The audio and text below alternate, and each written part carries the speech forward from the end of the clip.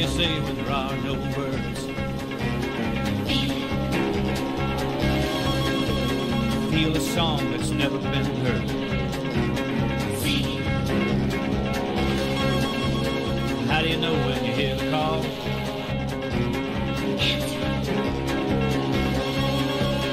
What do you do when you've done it all? Cannonball, cannonball, cannonball, cannonball. It's not what you do, it's how you do. Be anything you want to be. It's not what you got, it's how you use it. You be you and I'll be me, it's just a matter of style. You can't fake it, mile after mile, feeling free. If you got the soul, you can't fake it. Move them out, let them roll, from sea to shining sea. Ball, cannonball. What do you do when the mountain is there?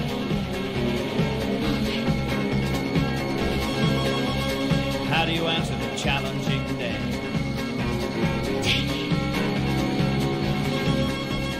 When your back's against the wall,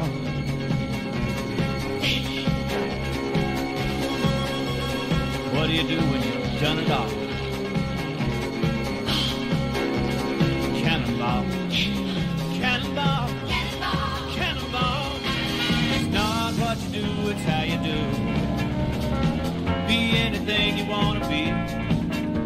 It's not what you got, it's how you use it.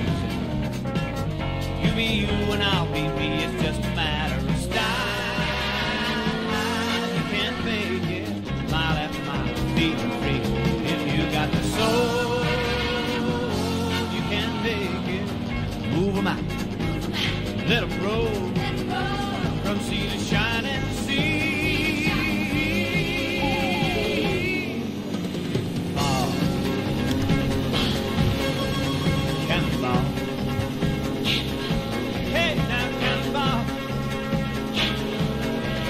cannonball,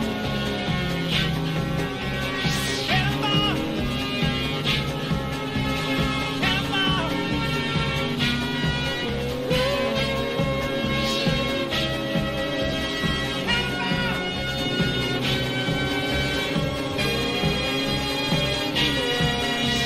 Yes, indeed. Good afternoon, morning, ladies and gentlemen, mothers, fathers, daughters, sons, brothers, and sisters. This is the Apex Online Racing Protocol 2 Endurance League for Tier 1 on the PC Season 4 Round 7 here at the Indianapolis Road Course. My name is King-Kodiak and I'm your commentator throughout this evening's race.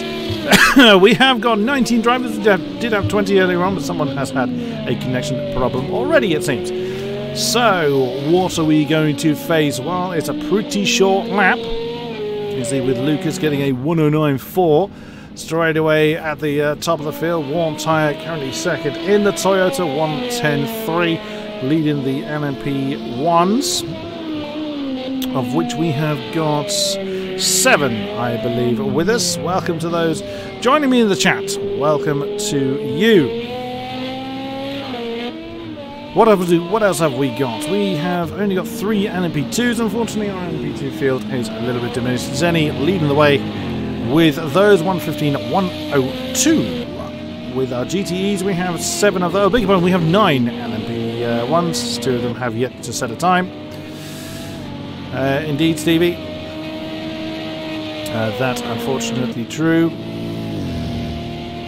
And leading our GTEs currently is Smolder in his roaring Corvette. Now, M-Power has been tipped at leading the way in the GTEs. Although it's order with 22-2, getting that M6 onto currently second position behind the Corvette of Smolder. Indeed. We only have 19 drivers with us, unfortunately, but we will do the best with what we have got. Endless. Sticking that Audi on the top spot once again, 103.579. Interesting, he's not wearing the TX3 tag anymore. That's probably Zenny that's just flown over the line. It was indeed setting the new top time for LMP2, 1:14.959. And that's one of the Corvettes coming over the line for GTE. Smolder, it was. Who have we got with us then? Endless at the top of the list, as mentioned. Lucas, 109.4. Where is he? There he is. Just trying to figure out which guy he was in that particular shot. 109.4, 8 tenths behind the top spot. Warm Tyre bringing his Toyota back on field. His teammate Yorkie yet to get a time on the board, but still plenty of time, 8.5 minutes to do something about it. That's a pretty busy pit lane. Someone testing their light flash button. Llama Louis has managed to get himself a one-place grid penalty. I'm assuming it's a one-place. It is. For speeding in the pit lane. Somebody didn't get their pit lane speed limit run, and we've just lost somebody. Oh, goodness. Oh, well spotted there, Smoking Puppy. Yorkie joining in the wrong car. Has had to drop out. Oh, we have got a fourth. No, Yorkie is actually in. Yorkie originally was in an LMP2, was he? Well, he's certainly running around in his beloved Toyota now. Currently 6th with 1:12.5. We have got WhatsApp. Astrid Aslani has joined us in the LMP2 category, making 4 cars for that class. Still can't identify who it was we had earlier. We did have 20 right at the beginning of the broadcast. Oh, he's gone again. So sadly, Astrid Aslani having some difficulty. And hopefully he will be able to resolve that. He has about 5 minutes with which to resolve it. We have indeed lost one of our GTEs. Not very good at identifying who, judging by the list. There is Andrex coming out in 4th. Once again, not particularly confident with the outright pace of the Aston. There's Crop, his Aston teammate, just half a second behind him on the timing boards. 1:22.320 and 1:22.920. Perfectly 6 tenths separating the two Aston runners. Oh dear, that's a tad twitchy. So hopefully he'll be able to get that back under control. Beppo, I haven't commented on Der Beppo in a while in that roaring Corvette. Good to see him back in the fold. 1:24.444 at the tail of the GTE field at the moment. He is coming around turn 14 to set a time or to start a time run. We'll see when he crosses the line. What is his status? Okay, so that was a time lapse, tad slower than his previous best. We'll see if he's able to improve. He's a little way off the pace at the moment in the GTE field. Finds himself about 3 seconds off the top of M-Power, who is just coming out of the pit, also in at a very distinctive blue Corvette. 1:21.142. My God, 9 tenths quicker than Smolder last time around. M-Power was rather very much at the top of the time trial charts. Oh, good spot there, Smoking Puppy. It's Carbon Cutter that's having trouble. As Astrid Aslani returns, hopefully he'll be able to stay with us. Carbon Cutter's only got another couple of minutes to be able to sort out whatever his problem is. So hopefully WhatsApp can stay with us. Whatever issue he seems to be having, let's hope he can resolve it. Endless back out there looking to improve on his already impressive pole time. 1:08.579 in the Audi. He is coming around. Where is he? He's at turn 12, I think. No, he's not. Nowhere near it. It's turn 4 and 5. 4, 5 and 6. He's just come through. Light on, indicating he's on a time lap, which is interesting, is that they have to turn the lights off. It's exceedingly dark, as you can see. Aha! Carbon Cutter has returned and is coming out. Now, Carbon Cutter is coming out on track in the black Ford, but Astrid Aslani is not. That's hopefully something he can resolve, because we do need more people.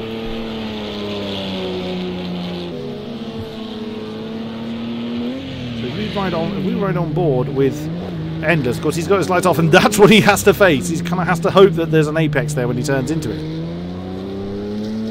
Let's ride on board then with our current pole sitter. Can he improve on 1:08.579?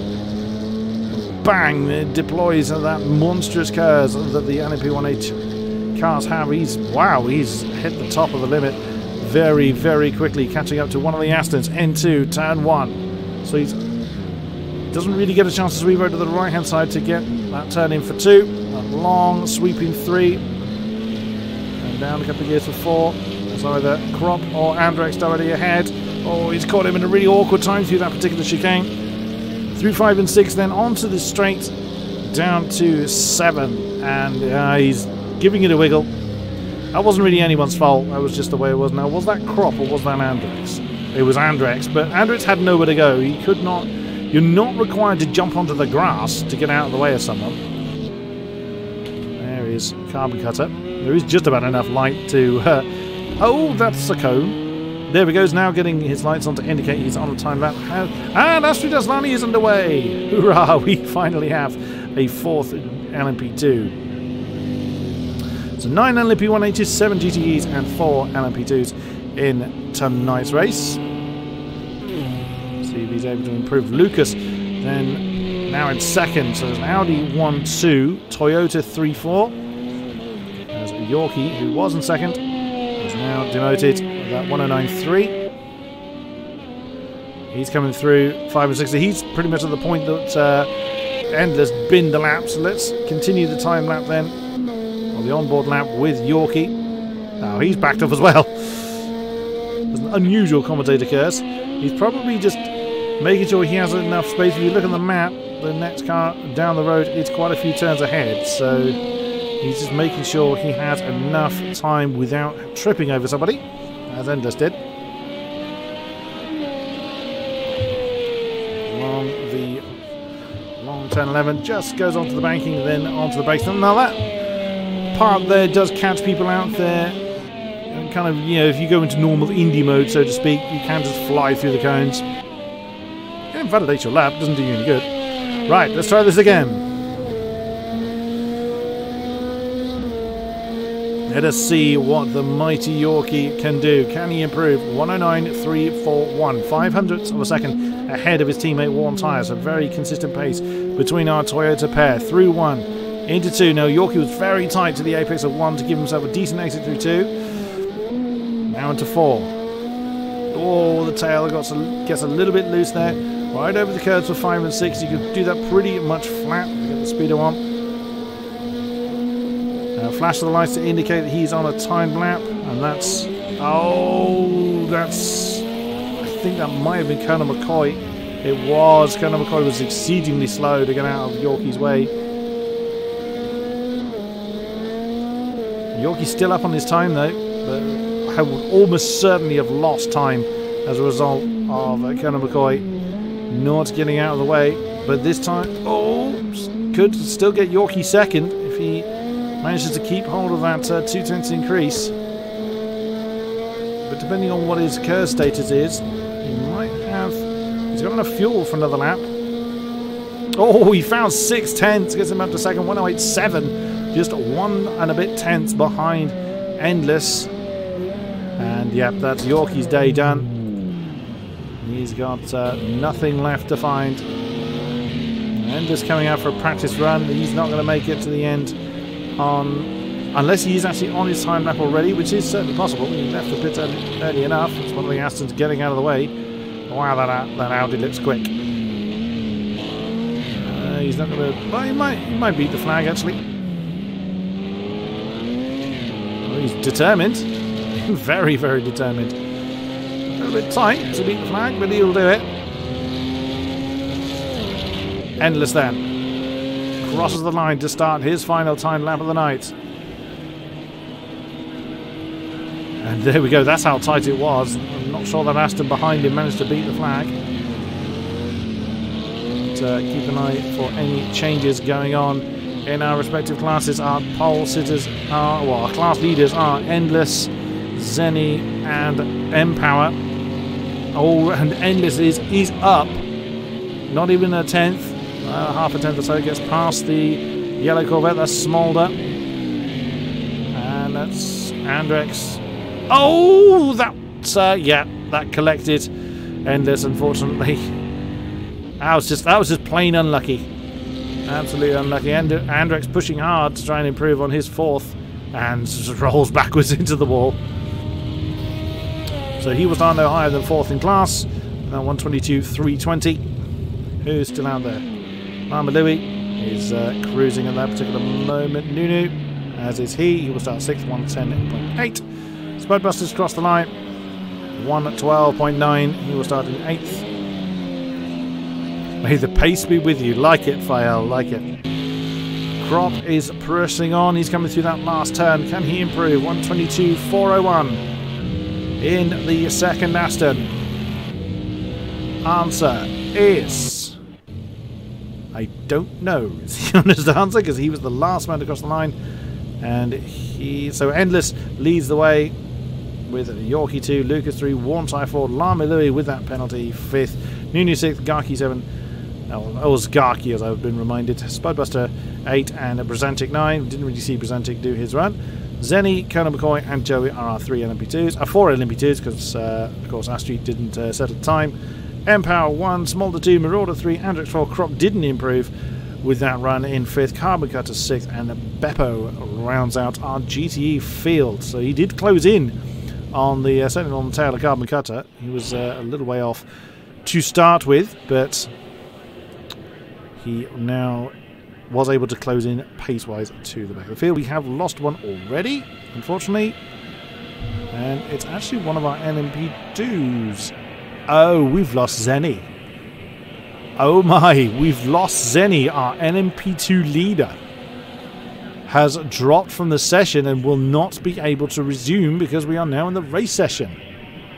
Oh my, what on earth happened to Zenny? I wonder, I immediately assumed that would be WhatsApp, Astrid Aslani. But no, it was not. Oh dear, oh dear. Not a good start then. He was hoping to wrap up the championship in the LMP2 class today. Oh, Zenny, just literally mentioning the fact that we've lost you. A game crash in the transition to the race. Denies Zenny. So 19 cars then will take the start. So this is the 2-minute countdown. Any setup changes our drivers wish to make, now is the time to do it. And then we will do the traditional rolling start. I would imagine so, Zenny, as you've been pretty bulletproof in the LMP2 category all season long. I wouldn't be at all surprised if the championship does still belong to you, sir. And point for pole, which was enough. Well, you certainly did. I can confirm you did indeed get the class lead ahead of Colonel McCoy, Joey, and Astrid Aslani. So good job there, Zenny. He did what he needed to do and thought, no, that's fine. Don't need a race. I'm off. Okay.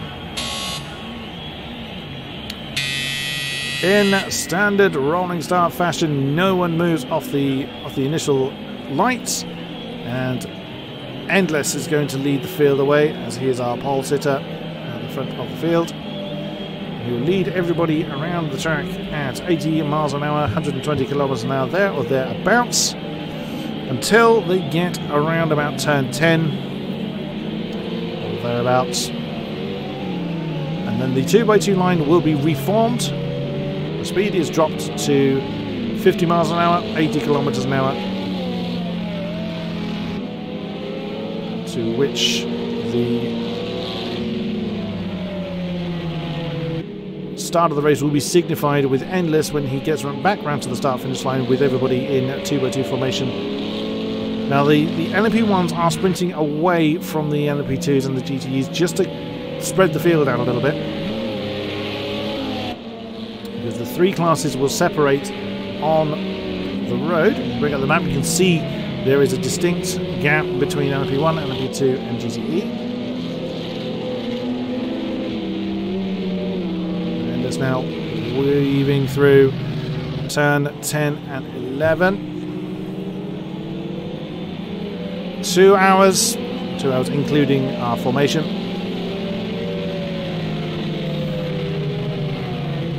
And there we go, exactly as I said, coming through 10-11. The 2x2 line is reformed. Oh, that's, I think it was Brazanchik. It was a little bit off the back of the pack, so he'll catch up and then get in line. There he is. So Endless 1, Yorkie 2, Lucas 3, Warm Tire 4. So Audi, Toyota, then Nunu Llama Louie, Spudbuster, Zgarki, and Brzanchik of our LMP1s. So now that Endless has led the field onto the start-finish straight, it is up to him as to when he floors it to signify the beginning of the race. And there he goes. We are racing here at the Indianapolis road course. A bit of a three-wide going on there. The LMP2s, you can see, one is now 3 of them, are going to be doing the same procedure. Looks like everybody pretty much behaving themselves coming into turn 1 in the LMP1s. Long way to go. Generally people are fairly careful, but there's always that one lapse of concentration when the field is so heavily condensed. Everyone got through okay on the LMP1s, the LMP2s. There being, of course, a reduced grid of them. They make it through okay. And now our GTEs do the same trick. Screaming on down to turn 1. Is anybody going to make a mistake? No, the GTEs. Oh, that was very close. Andrews getting up to 3rd. Nearly taking the nose of Marauder. That was very close. Well, it was very close from this angle. Whether it actually was as close as it seemed to us, only they will know. Crops at a terrible start right the way down there in 6th. Oh, that's Carbon Cutter. He's had a spin coming through turn 4. And has collected Beppo as well in the Corvette. But otherwise, the GTEs are okay. Endless leads Yorkie, leads Lucas, leads Warm Tyre. They are in their starting order as they have already completed the first racing lap. Then here they all come, streaming on down towards turn 1. Such an amazing sight, particularly with the GTEs, because a number of them have yellow headlights. As they come storming through the darkness towards that first turn. How are our LMP2s doing? Wow, Colonel McCoy has absolutely sprinted away from Joey and from WhatsApp, Astrid Aslani. Joey and Astrid in a very close battle. Oh, Joey's deep. Joey's gone very deep and handed that over to... Nope, that's a Honda. That is indeed the screaming Nissan engine. I wonder if that was a Honda for a moment, but look at M-Power in the Corvette. Yes, your eyes don't deceive you. He is called BMW M-Power, driving a Corvette. But he is really broken away. 1.1 seconds faster than Smolder. As Andrex and Marauder in very short order as well. The M6 chasing the Aston. Andrex doing his best to hang on to the back of Smolder, but Andrex was pretty convinced that the Corvettes were going to have the rule of the roost here today. Look at that. And now Lucas is on the back of Yorkie. So our top 3 in the LMP1s, very, very close together. And our field didn't take long to spread out. Oh, okay, that's Endless with a problem. He's lost the lead. Whether he cut somewhere. Oh, that's the problem. He's got a problem of some description. Oh, he's just driving the car too hard. Oh, it's a lag. It's a big lag moment there for Endless. So he's dropped from 1st to 6th. In the LMP1s, Skarky and Brzanchik, and oh, Spud's had a problem as well. Spudbuster now down to last in class. Oh, Endless, it's all unravelled in the blink of an eye. What on earth happened there? Keep downloads for later. It was almost like someone had just suddenly sapped his internet away. But that now leaves Yorkie to lead the way, Lucas in 2nd. But it's only a 2nd separating the Toyota and the Audi. And there's Warm Tyre in 3rd. So the Toyota's in for a decent result if the race were to finish now. Wow, what a strange turnaround there for the LMP1s. Lucas is really honing in on that Toyota. He's not wanting to let him go. Remains on the tail of that. Oh, that was Yorkie that had gone deep this time into turn 4, and Lucas did not hang around in capitalising on that. Warm Tyre is right there as well. There he is. One mistake. It seems to be catching a few people out this track so far. Very, very early on. A bit of a surprise there as our LMP1s are now beginning to catch. And what on earth? Oh, we've lost Lucas. Well, from being in the lead to losing the lead, and now Lucas is gone. That's and Endless is having another trouble. Endless is having a lot of trouble. We could be losing another LMP. Oh, we've lost another. Who did we just lose there? We lost one of our GTEs. I don't know which of the GTEs we've just lost. I'm looking at the list there. Oh, it's Carbon Cutter we've gone. That's gone. So, oh dear. It's going horribly wrong for several people. We're already down to 17. Our 2 Toyotas though. And there is Beppo. That's now got a lot of company. Endless has brought his car in and he's got himself a penalty as well. Oh, a speeding in the pit lane penalty for the pole sitter. And there he is. What could have been quite a dominant performance has just totally backfired. We haven't even done 10 minutes and we've lost 3 cars. So at this rate we should be done in about an hour. Wow, one tire is not backing down on Yorkie at all. No team orders going on there. Through to complete another lap then for our lead Toyotas. They're now working their way through. And this is... Look at that. Is that Andrex behind Marauder? It is. Oh, that was close. Yorkie jumping onto the inside. Oh no, Carbon. What a shame. I had to retire due to your FPS dropping out. A great shame. Endless is now out, but he is stone dead last and a full lap behind the rest of the LMP1s. Oh, well, the top LMP1s. Lama Louie is indeed in 3rd. Oh wow, he had to really throw that Audi to make that turn with an Aston in the middle. And Andrex is back up into 3rd in class, back ahead of Marauder. Spud's got some company. He's got Skarky right ahead of him. The 2 Porsches. And Brzezinski's not too far behind. Is Skarky in a Porsche? He is. So that's our 3 Porsches, 5, 6 and 7. Endless then now fights his way through it, well, carving his way through the remaining GTEs. You won't find that too difficult, but of course whatever problem he's had could well continue to haunt. And look at how busy it is. That's again Andrex and Marauder in a very intense battle so early on, and Endless are going to fly on the inside of those, as that's not Smolder and Empower ahead. That's our race lead. No, it's not our race leader, beg your pardon. Is that Nunu? It is. That's 3rd place Nunu and Lama Louie. It was previously 3rd, so he has already lost. Oh, Lama got very twitchy there. Coming through turn 3. There he goes.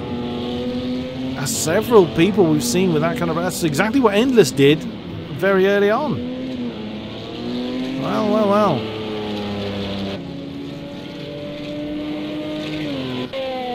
And Yorkie now has broken away from Warm Tyre. That's now 2 and a bit seconds between those guys.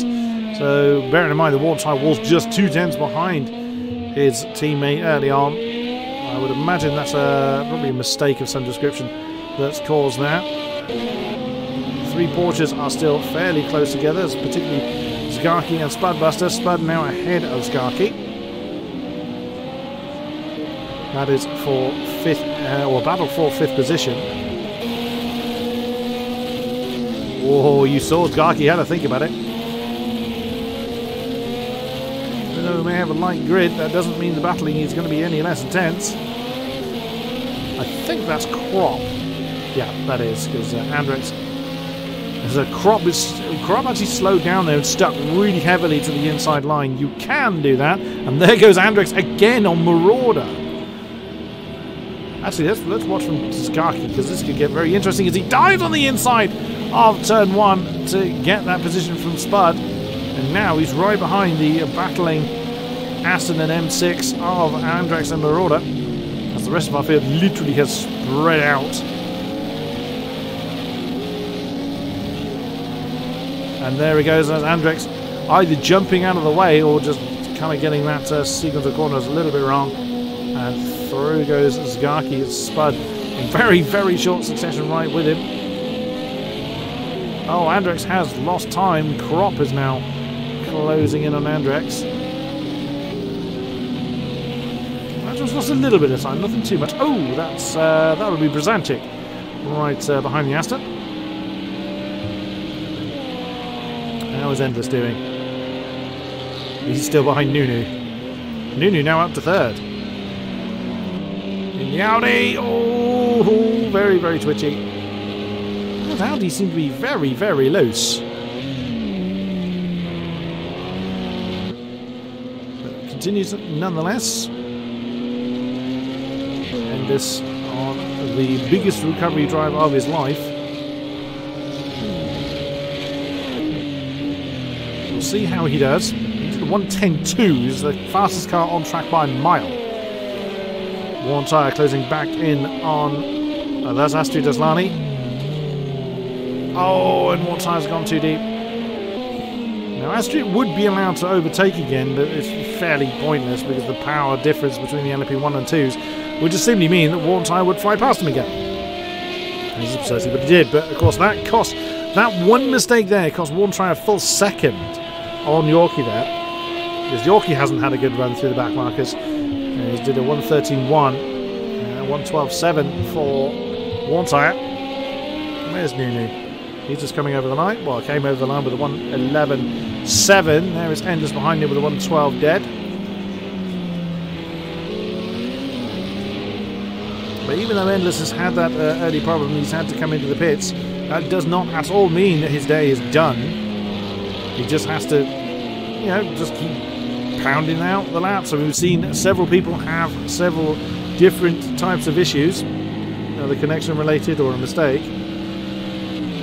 That's a Marauder, Andrex and Krop in relatively short succession. M6 and then the pair of Astons. Well, their lap time was 23.4. Oh, look at that! Marauder and Andrex to the thousandths of a second, identical lap times. 1:23.480. And Krop was only 2/10 exact behind them. So he is hanging on in there. Beppo is struggling a bit for pace, but I suspect there may be a little bit of lack of practice there for Beppo. They're pressing on anyway in the Corvette with 25.2 last time around. Oh, was that Yorkie and Wartside coming up behind them? Yep. Yorkie just getting slightly caught out, coming through turns 2 and 3. It's going to help Warntide gain on him a little. Oh, Warntide did not want to be stuck behind that Corvette before getting to that particular sequence of corners. Let's see how our GTEs are doing. Generally, I look at the GTEs when kind of looking for action. And oh, Smolder has been caught. Oh, Smolder lost 10 seconds last time around. So what happened there, I wonder? He's had a huge mistake somewhere. He's now got the M6 of Marauder up in third. There goes Colonel McCoy in that distinctive orange LMP2. Leading the class by quite a comfortable margin. Leads by about 30 seconds over Astrid Aslani. Yeah, that M6. Right on the tail of the Corvette now. Battle of the growling cars, essentially. Mind you, the Aston doesn't know it growls. It's only really the Porsche that screams.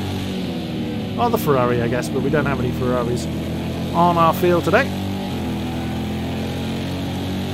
New personal best in Sector 1 then for Marauder. You can see the delta time appear. That's based on their best. The beautiful yellow lights streaming on down in the background. You can see Andrex and Krop are fairly close together with...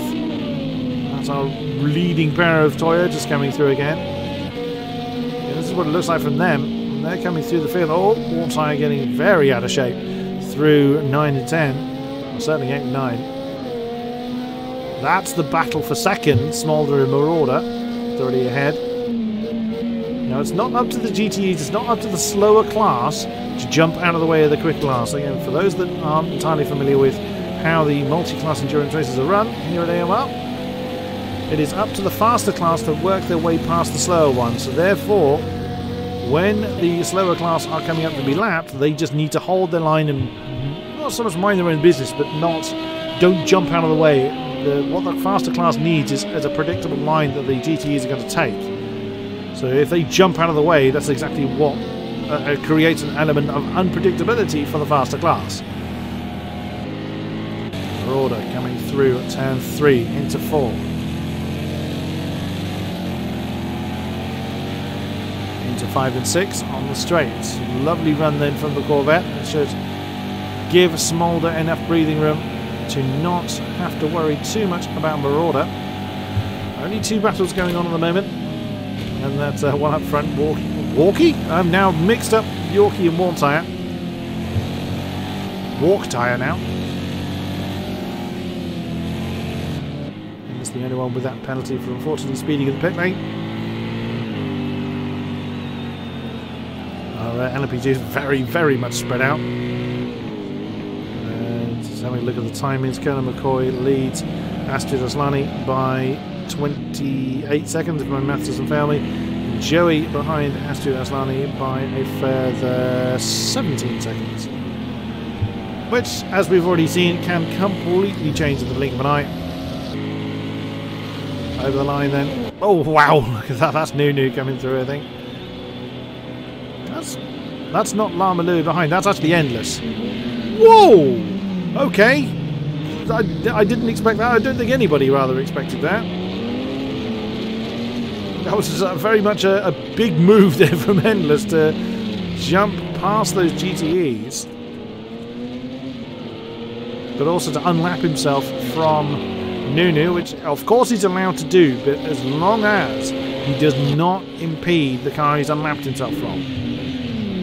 If you're able to get past and run, which I don't think is going to be any question that Endless has the pace to do, then you're absolutely perfectly entitled to unlap yourself. If unlapping yourself would just put you straight back into the clutches of the person you're unlapping yourself from, unless of course they've stuck it in the wall or some such, it's fairly pointless to do. Endless certainly has the pace. Oh, and that's a big twitchy moment there for Nunu. And there you go, you can visibly see the gap between Endless and Nunu's up to 6-7 tenths or so. Endless continues, that was a 1:10.6. Even though it's slower than his best, it's still quickest on track. There is our GTE leader. M-Power leads the way by 12 seconds now. We saw M-Power Smolder fairly close early on, but then Smolder made a big mistake, lost about 30 seconds. 30 seconds? 10 seconds rather. In a single lap. There goes Nunu. Marauder still with Smolder, so second and third in the GTE is quite well contested. Looks like Andrex has fallen off of this battle, although he gained about just under a tenth on it. He is 4 seconds behind this battle now. Andrex has broken free of his teammate by about 3 seconds. Yeah, 3.2 between the two Astons. And Beppo, rather minding his own business, 16 seconds behind. Crop. Let's keep an eye on the Corvette and M6 battle for second in the GTEs. We will check in with everybody else as the race progresses. We tend to do it in our endurance races. Yes, Scott, I'm afraid you did. But we understand you were delayed. You had work, if I have heard that correctly. So, a great shame we didn't see you on track. But you had informed... You could inform the necessary parties, so through no fault of your own, you had to miss that particular race. It looks like Endless is catching up with Colonel McCoy. The Audi should dispatch of the Nissan-powered DGA, which of course he does. Flies off us, but look at the gap between Endless and Nunu now. Here comes Nunu. I'm kind of guessing what the gap is, but that's several seconds. Oh wow, that's a good 4-5 seconds now between Nunu and Endless. And Headless? Try again. Endless had to do it, and that's... Who's that that's just gone past? That's not one... No, it's not one time. One wasn't it? Who on earth has Endless just gone past? Oh, Skarky's in. There's plenty of fuel on. Doesn't look like there's any damage on the car, so that's an interesting one. Hello, Berserker. It's a shame that Shame we didn't have you on the field, but Zenny perfectly summed up what's happened so far. We've lost quite a few. Oh, Wartire's getting back on Yorkie's case as Wartire fights his way past what I assume is Spud. No, wrong one. It must be Brzanczyk then. It is. Bar 3 Porsches. Now, anyone within the same class that's getting blue flagged must obey that blue flag in the standard manner. You must pull off the racing line and slow down. Ooh, Marauder is back on Smolder's case again. The Corvette and the M6 once again in close quarters. Now, they're probably not going to race each other too hard. And interestingly, Andrex took another 4/10 out of the gap that time, but the gap has overall increased to now 5.5 seconds. And Marauder is closing in. Lost a couple of tenths last time around, but he's getting very close to that Corvette. In the background, you can just see Andrex in the Aston.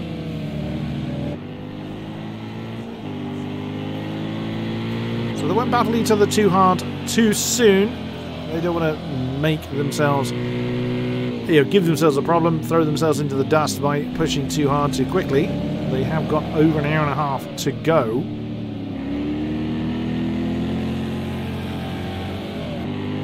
So plenty of racing to do.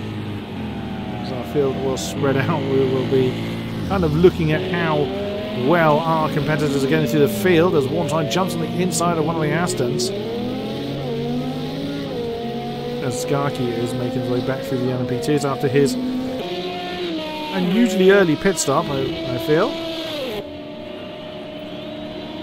Who's difficult to tell sometimes. The one closest to us is race leader Yorkie, and there is Wartire. Wartire's a good lady, normally joins us in the chat. Oh, that's getting close. Oh, look at that, both Smolder and Marauder, 122.8 last time around, and M-Power up in front of these two by another 13 seconds, was 122.7. Enders is on the back of Brzanczyk, that is for 7th place now. Look how busy it is for Endless. Oh, that's uncomfortably close to the back of the Aston. Now it's catching up to Astrid. With the LMP1 ahead is Brzanczyk, that is for position. Oh, and that's a lot of opposite lock.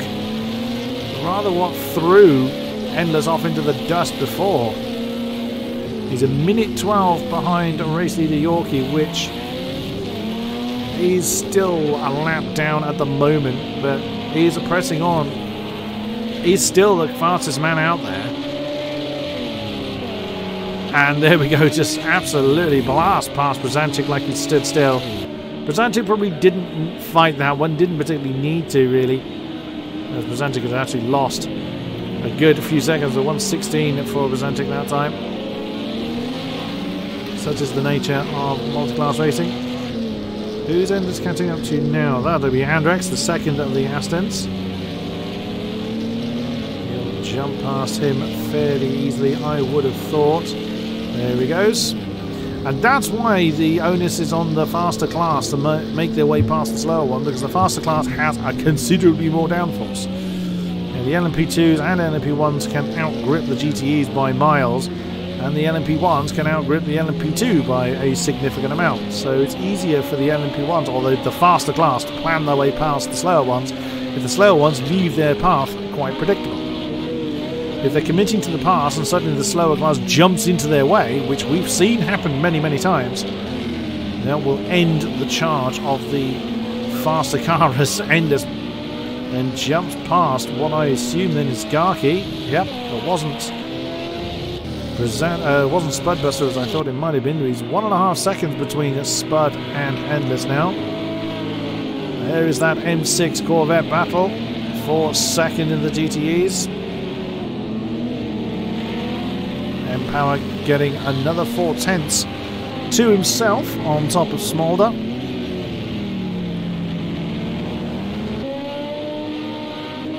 Cruising along the merry way, nicely navigated through the traffic.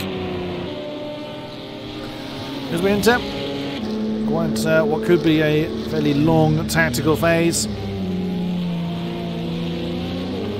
I always find the views from these cars very, very narrow, which is odd because it's not like they need to see up. They're not likely to see any flying cars, not unless someone's having an exceedingly bad day. But it always just feels very, they're staring out of a postbox. Audi of Endless closing in on the Porsche of Spudbuster. Through turn 13, around the last turn.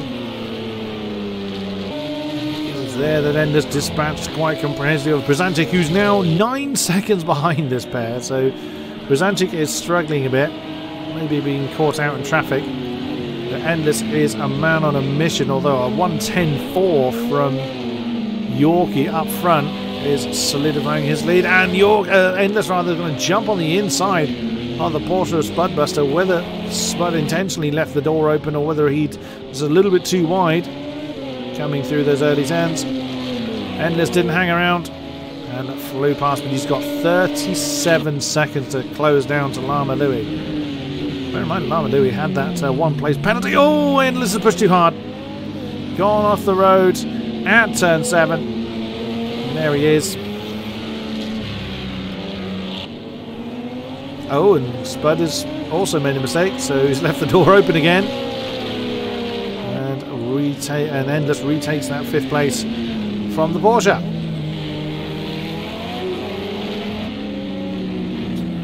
There is M-Power leading 15 seconds now, the GT field.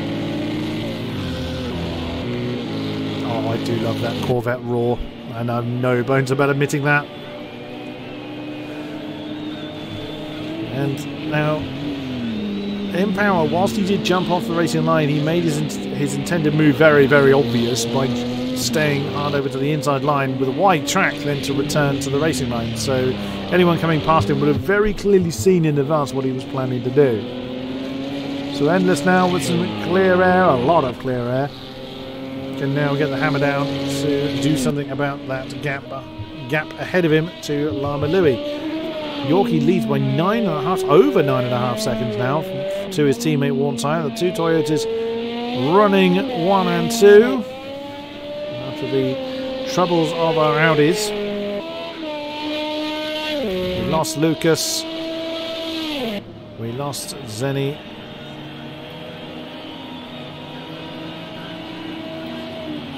Who's the other one? I've completely forgotten. Oh, Carbon Cutter was the other one that we lost in the opening stages, and the first half an hour is done.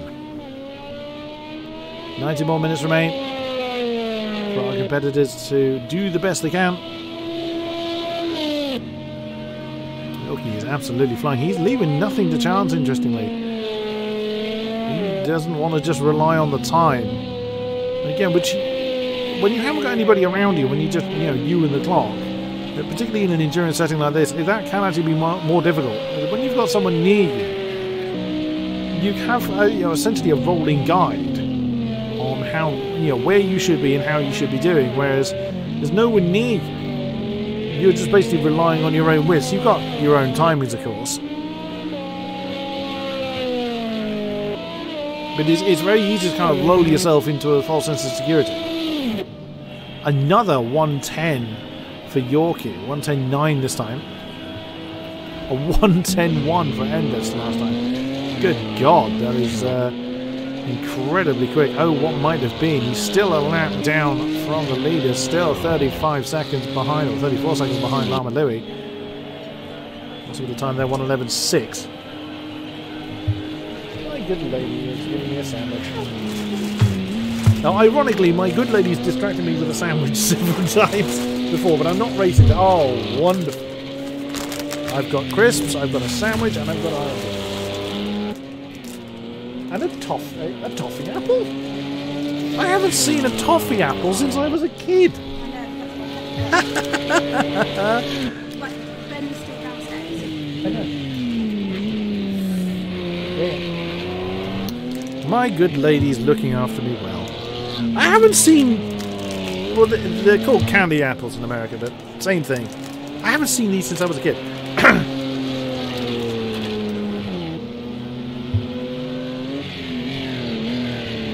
Hello, Boomer Squad, and hello to those that have joined the stream. Do apologise that we do have a lower than usual turnout, and the fact that our entire field has spread out.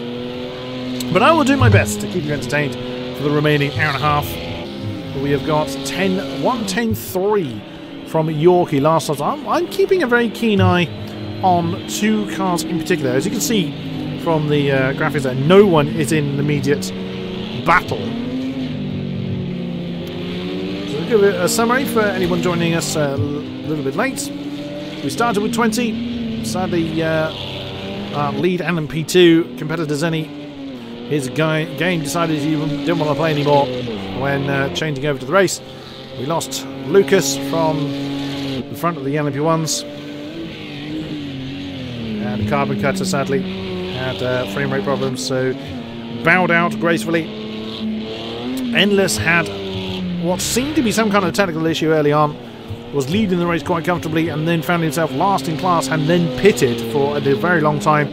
Is currently a lap down, but is absolutely flying. With now, he's closed down to under 30 seconds from Lama Lulu in the last few laps. Gaining 2 seconds alone in the previous lap.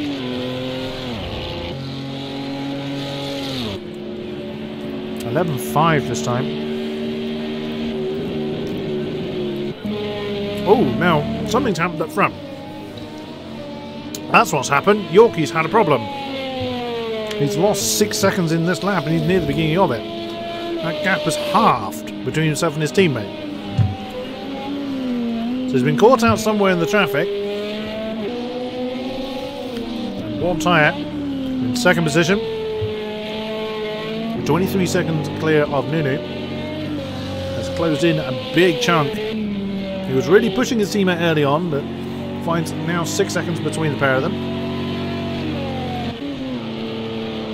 Nunu minding his own business, now in third position. Screams up to the back of one of the Astons.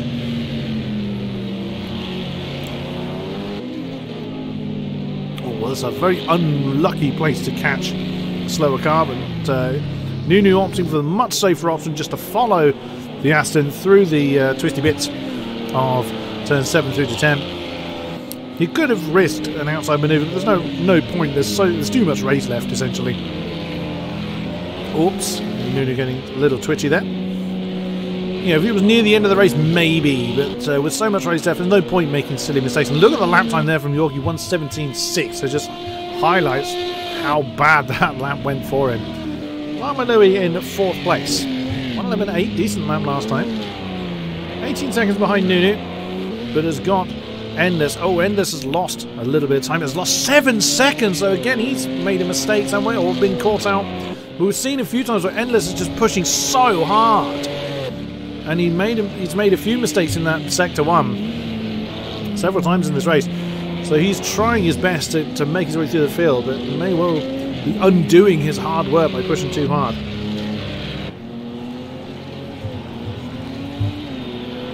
Also, our Audis are going to need to come into the pits soon for their first fuel stop. Generally, it's 3 of those they need. But Toyotas can just about get away with 2 if they're careful. Uh-oh. Yorkie got stuck behind the Corvette there. That, I think, is Beppo. M-Power behind him, yep. So M-Power is about to lap Beppos, is about to lap one of his fellow GTEs. And that gap's decreased. Oh, that's close! One tyre was really closing hard on the back of Beppo there. One tyre able to slip through on the inside of turn 7 without too much repercussion, but cost them a little bit of time, as generally it will do when they're fighting their way through the traffic.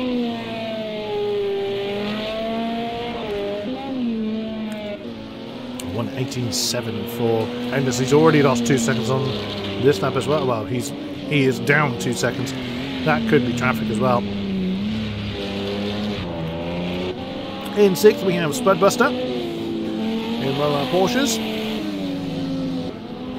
He's fairly lonely there, 17 seconds behind Endless, 12 ahead of Brezanchik, the next Porsche in line. And Skarky, 135, not too bad a lap last time. He pitted very early for some reason. We don't really know why he pitted so early. He's a bit out of sync when it comes to strategy with the rest of the Porsches. He's at the tail end of the LMP1s. Leading rail in P2. We unfortunately lost Zenny, as previously mentioned early on. Here's Conor McCoy in the orange LMP2. Astrid Aslani, otherwise known as WhatsApp, is 45 seconds behind Garkey, who himself is 25 seconds behind Conor McCoy. So, you know, over a minute behind his class leader is Astrid Aslani. Joey is 40 seconds behind. Yeah, flash of the lights from the LMP2. It's the correct use of the LMP, of the LMPs, of the flashing of the lights. You are letting the person ahead of you know you are coming past. You are the faster car. Get out of the way. There's Joey. Again, just working his way through the traffic, trying to keep it on the black stuff. Leading the GTEs, has been all race long, is BMW M-Power in the Corvette.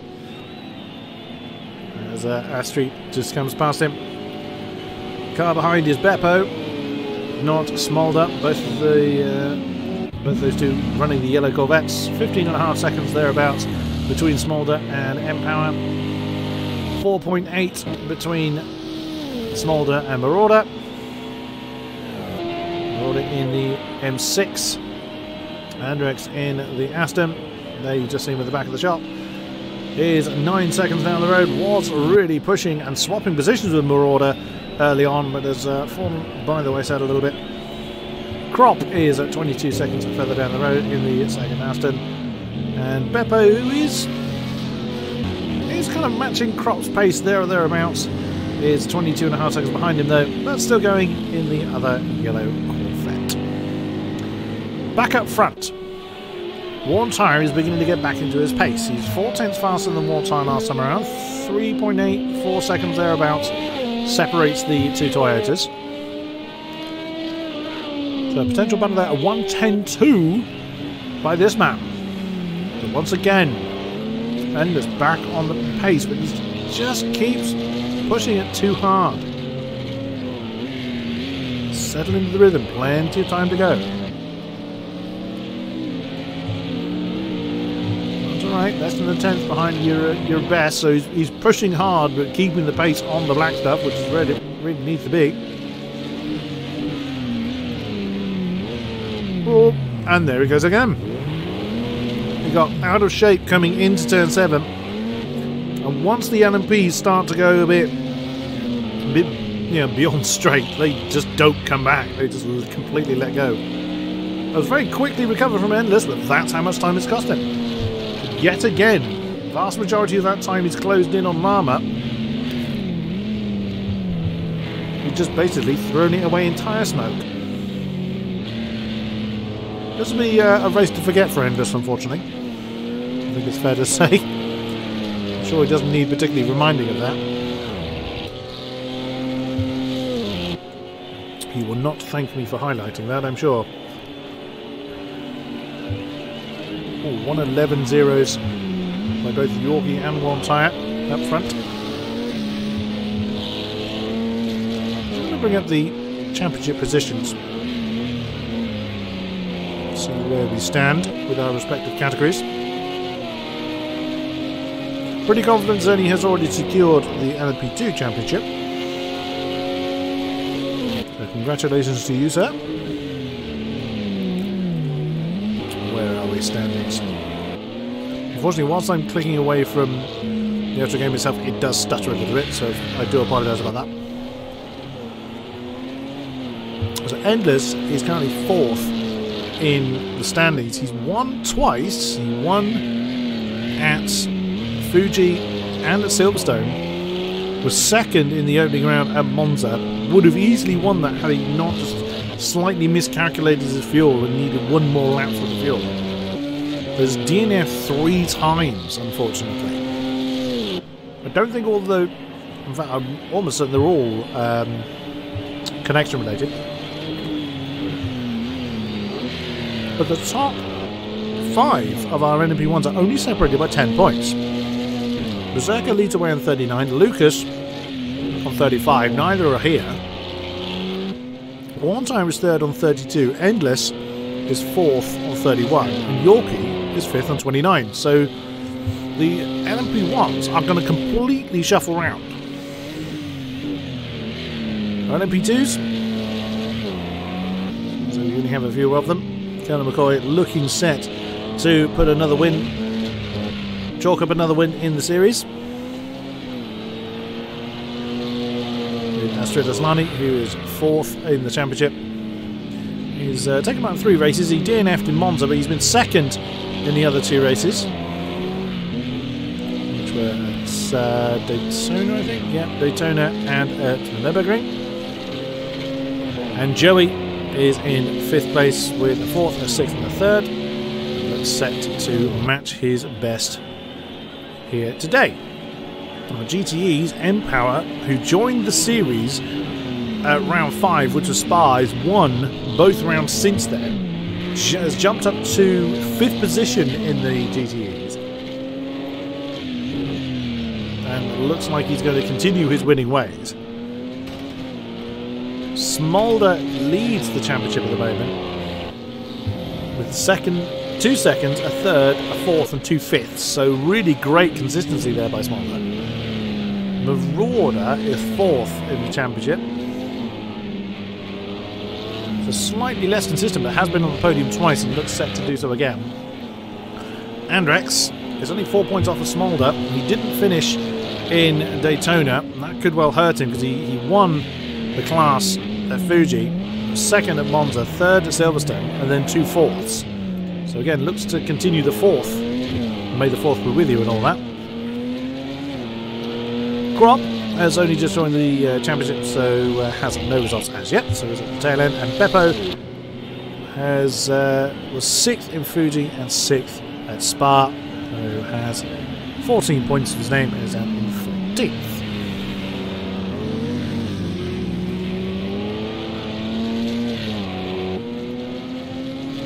No, indeed, it's making puppy. Oh, now Yorkie's had a big trouble somewhere because now he's got his teammate for company. Whilst I was looking at the championship results, Joey is in. Fairly light on the fuel. The NP2 comes to a halt. 5.2 litres left for Astrid Aslani, 4 for Colonel McCoy, so he should be in this time. Yeah, our Audis are about the same. So we should be seeing... Ooh, that's close. So Joey now getting back underway. Our GTEs, Chen did need the single pit stop, and I doubt this is going to be any different. How are our Toyotas doing? We've got 10 litres on board. How about our Porsches? About the same.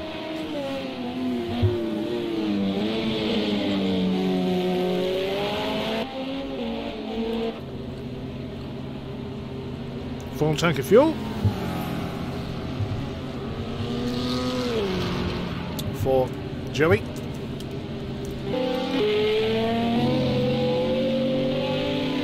And Warm Cyclones another couple of tents in on his teammates.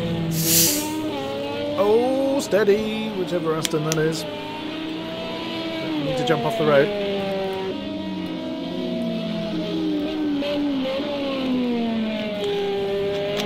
Very keen eye again, and just once again getting back on the pace. But every time I say that, when I watch him intently, he unfortunately pushes it a little bit too hard. Wow, Joey's still in the pits. No, he's back on the road again. Of course, I should have realised that because he's registered a lap. So he is back underway. Oh wow! And there we go. The 2 Toyotas now close to one another as Lama Louie. Oh, we had less than 2 litres in the tank, so the first Audi to bring his car in gives Endless the 4th, but of course he will have to come in fairly soon. But he did, of course, have that early stop, so he's got a little bit more fuel than the other Audis around, and suddenly we have a lead battle. Yorkie, that 13-1, lost 1.4 seconds on worn tyre. So, once again, our 2 Toyotas are scrapping for the lead. Very true, Smoking Puppy. The pit lane here is exceedingly long. You're kind of looking at, well, a good minute and a bit, really, of lost time as Louis is underway and Colonel McCoy is in the lead LMP2. Where's Endless? He is coming through 13 now. I doubt he'll be in just yet as Astrid Aslani comes in. Our 2 Toyotas still scrapping at the front. Who's going to come in first? Who's going to blink first of the 2 Toyotas? Yorkie has very slightly more fuel on board for some reason.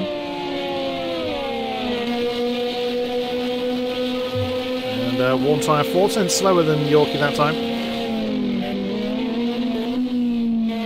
It leads me to believe that worn tyre would need to come in first. Nunu is in from 3rd place. Again, sub 2 litres left in the tank. Colonel McCoy's going again as Astrid Aslani is still stationary. This takes quite a while to get the tyres done if they choose to, and the fuel tank refilled.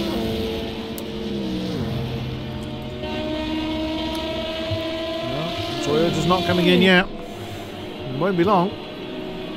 Less than 6 litres for one tyre. 1,000th of a second quicker than his teammate. That's consistent. Endless now up to 3rd. 109! We have our first 109 on the board. Of course it would be Endless. Of course it would be. Now to 3rd. I would imagine he'll come in this time around. But dear God, a man possessed is Endless at the moment.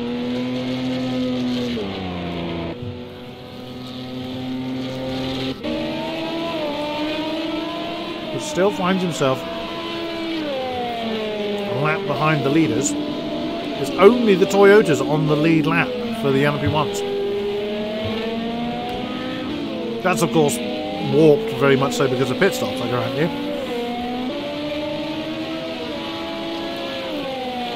That's the one tyre. He works his way past Colonel McCoy. No sign of the pit stops from those 2. What's Endless going to do?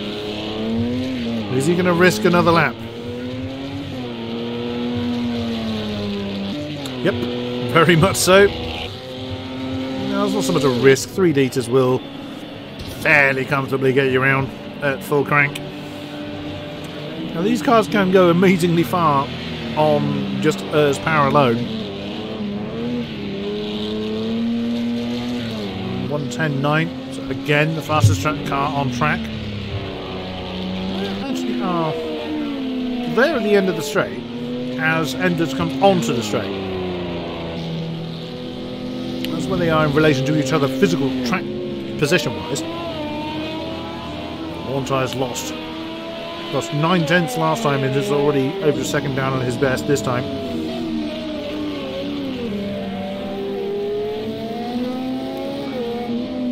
Someone jumping out of Yorkie's way as well. Oh dear!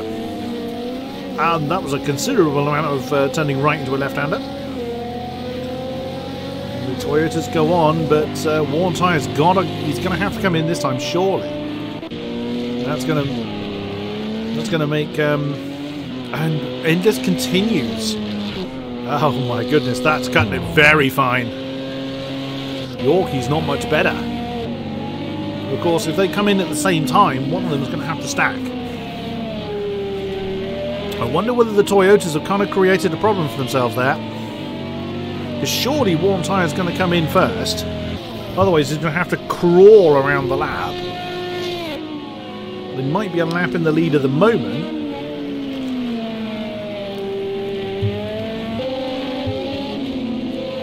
But only there's a litre difference. It's going to have to make the difference for Yorkie.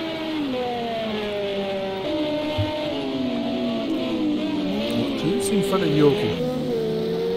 I didn't see, just as I cut to on board, they went away. Surely one tire's got to come in this time. He doesn't. Endless with one oh, and again Endless! A frustration must be obscene for Endless at the moment. He does indeed come in with less than a litre on board.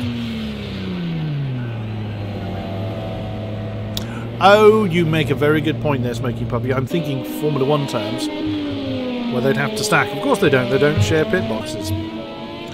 Thank you for that, Smoky Puppy. I had completely forgotten that. It's not like I've got 500 hours in this game.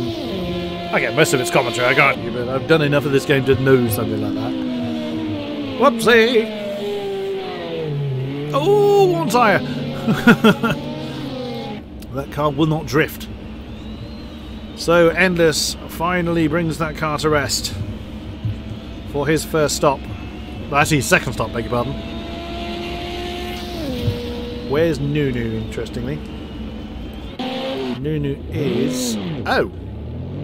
That's an unusual place to park, Nunu. He's had a major problem on the exit of the final turn and was parked on the start-finish line. On the start-finish straight, sorry. And we've got some penalties on the board. And both of the Toyotas coming at the same time. Yorkie running over one tire's pit crew. Well, they kind of phase in and out of this. Oh, they're not doing the phasing thing today, interestingly. Endless is back on the road as our race leaders come to rest. So what penalties have we got? 18 seconds for Endless now. 10 seconds speeding in the pit lane for WhatsApp and a 1 second track limit penalty for Spud. Who's going to be first out of the box? Rocking away on the jacks for one tyre. There goes one tyre. Surely Yorkie's going to get away. Yorkie's not moving yet. I mean, 37 miles an hour. So about 50 kilometres, I think it is, or something like that. And there goes Yorkie. That's almost a bit of a tease, isn't it? Haven't moved, haven't moved. No, I'm jumping out in front of you.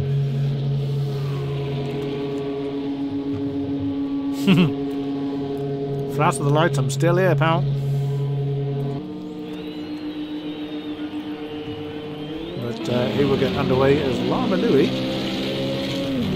He did have company with Spudmaster, but Spud's come in. Why is WhatsApp in again? He's not long been in. He's got a full tank, nearly. One would assume he's hit something.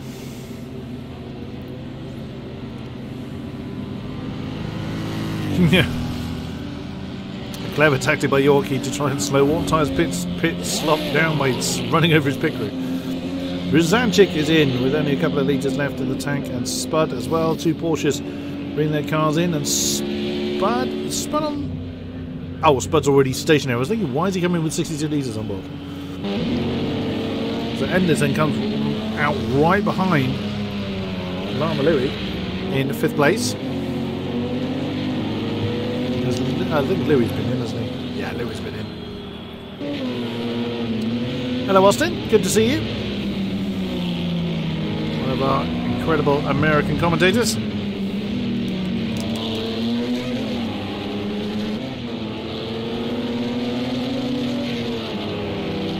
Oh, goodness me. Endless just dumps the battery there. Absolutely catapults past Llama Louie, but I don't know that Louie put up any real fight there.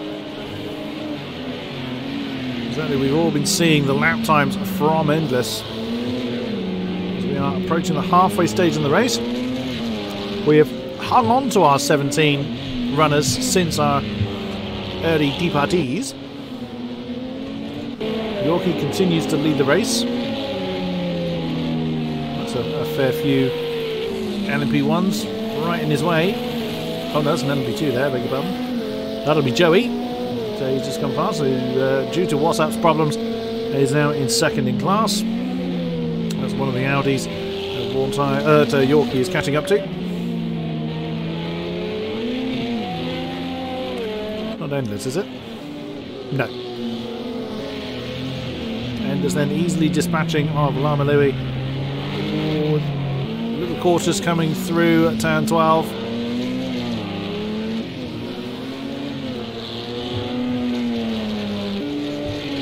On to do another lap. Let's see what his lap time is. He's our fastest lap holder is Endless. That's why I'm keeping an eye on him.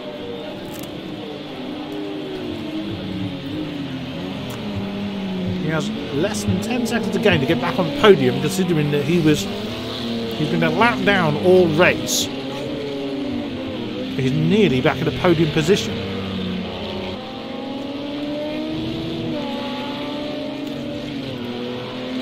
Hello Jens, good to see you. And again, hello to all that are still with us in this broadcast. Very much appreciated. If I can get my words out. And Beppo's now got his name on the penalty board. See done. A 1 second penalty for Beppo. Let's check in with our GTEs. Let's see how they're doing. Unsurprisingly, Empower is still leading the way. 16.3 ahead of Smolder, who leads Marauder by 13 seconds. Hendrix in the lead Aston is 9 seconds or so behind Marauder. Now Joey's actually behind Hendrix position-wise by about 10 seconds, but the next GTE in line is his teammate Crop. That's about... oh wow, that's nearly 50 seconds between Hendrix and Crop. And 14.7 between Crop and Beppo. How our GTEs fall. Our NMP2s, Conor McCoy, very comfortably in the lead by nearly 3 minutes over, just over 2 minutes, as Crop brings his car in. He's the first of the GTEs to pit with less than 10 litres on board. So our GTEs will be coming in right on the halfway mark, or they'll be coming in within the next 10 or so laps to get their tanks filled up. Crop coming in bang on halfway with some litres in hand.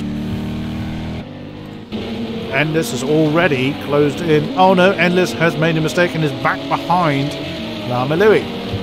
And is back ahead of Lama Louie. Oh no, sorry, wrong one. There's a lot of LMPs down there. That's Lama Louie. Hello, Rose Carlock. Of course you can have some cockpit views. There is the one from Endless chasing Lama Louie. As good a cockpit view to have at this point as any. So once again, do appreciate you guys sticking with us through the stream.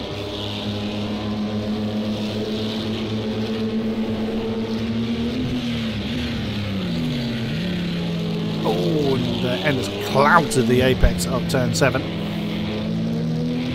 doesn't look like Lama Louie's Lama Louie's just kind of minding his own business, knowing Endless is going to blast past. There he goes. Lama Louie again could have announced on Discord that he was going to do that. Who's WhatsApp caught up to? Ah, that's an LMP2 battle. That's Joey and Astrid Aslani. Astrid, having coming into the pits again, is caught up to Joey. Oh, Joey's a little bit gone too deep through turns 12 and 13. Now side by side, or almost side by side, coming onto the start finish straight. Then WhatsApp going to take the inside line, screaming on down towards turn 1. Who's going to be the last of the day breakers? It's going to be Astrid Aslani, I think.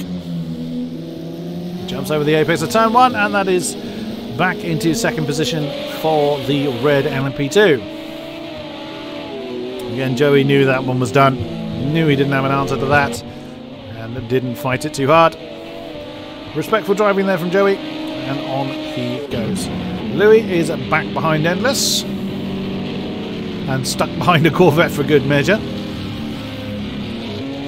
Nunu's made a mistake somewhere. That 116 last time. So 6 seconds between Endless and Nunu now. That's Marauder in the Stars and Stripes. The aptly liveried M6. That's Marauder jumping off the road, getting into the pits. 2 litres left in the M6's tank. I would imagine the rest of them are all pretty much going to stream in. 5 left in M-Power. 3 litres for Smolder. And that's Andrex bringing the Aston in. 3 litres left for you. Beppo with Crop already having been in, so 5 litres for the Corvettes. And of course Crop with a full tank. Charges on his merry way. Of course. I thought Beppo was close to somebody then. I think the interface was lying to me. Oh, a 110.4 from Worn Tyre. He's suddenly getting the toe down again. Still only a couple of seconds behind Yorkie. They've been, for a while, they were about 10 seconds apart, and then for about 15 or so laps before the pit stops, they got very close to each other, and they've been close ever since. That's closer than they were post-pit stop, although 110.5 from Yorkie makes sure he stays ahead of his teammate. 112.1 from Endless, but he still gains 7 tenths on Nunu. That's now 3 seconds. 2.8 seconds now between the two Addies. There they are in that shot with an Aston right in the middle. That's got to be Crop, because Andrex is in the pits, along with Marauder, Smolder and M-Power. So pretty much everybody else, except for Beppo. I think Beppo's the only... Oh, he's in. There we go. 5 of the 6 GTEs coming in at the same time. Or around about that kind of time. But Endless, 110.4. Wow. Endless has had the pace. He's just had a very shocking level of inconsistency today. It is very, very unlike him. Andres has come out of the pits in 3rd. He was actually a good 10 seconds down from Marauder. And Marauder is now behind him. Oh dear. Maybe the M6 had some damage at the end. Oh, he was not happy about that. That's Astrid Aslani that's gone past. But you're not really allowed to flash your lights in that manner. You're only supposed to flash your lights when you're trying to lap someone. Oh, a 110.1. Stunning lap time there from Worn Tyres. Gained 3 tenths on Yorkie. This is getting very, very fascinating on what our front runners are going to do. And already Endless, he's back in 3rd. He's cleared Nunu. There they are. And again, Nunu, he was nearly 3 seconds slower than Endless on that last lap. So there may well have been an element of Nunu just letting Endless go. As they carry on their merry way.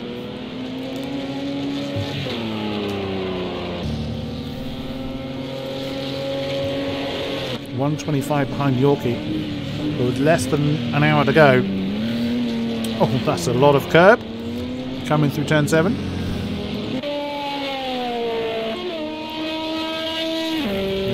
Worn Tyres either had a stonking lap here, or Worn Tyres had a bad one, or both.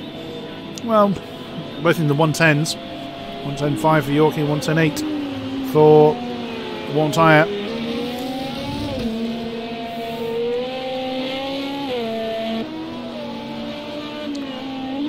But now we're going to start to see the faster laps come out. The kind of tactical phase isn't so much run, but it's going to be coming to an end. You know, people not taking the risks earlier on. The need to take the risks, should they want to, or should they have to, I should say, is now going to present itself as Garkey brings himself in. 14 litres in the tank, so he had plenty of laps still to do, so I would imagine that's damage. You don't have to flash at your pit route, they are there. Could have been frustration, I suppose. Oh, that's why he's caught up with Yorkie. One tyre now within a second. He got stuck behind Marauder. Again, not Marauder's fault, it's just unlucky timing. There goes Joey. In the LMP2s. This is going to be... Now Yorkie's going to have to battle to keep his teammate behind. Oh, that's an unlucky moment to catch the Aston.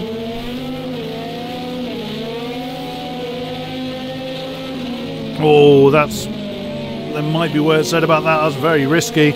But Worn Tyre is fighting for the lead. And surely now, any EORs battery he's got, he wants to try and deploy it. Yorkie's having to defend. There's no team orders, as we mentioned before, between the two Toyotas. You can see how much time Yorkie lost, over 2 seconds last time around, but Worn Tyre's lost that this time, but equally so's Yorkie ahead of him. Yorkie's got very unlucky in the traffic, and that again is all part of endurance racing, or multi-class endurance racing I should say, as they bear down on Astrid Aslani once again over the start finish line, within a tenth of each other, a tenth of a second last time around. Oh, Worn Tyre, I did wonder whether you were going to go around Astrid Aslani then.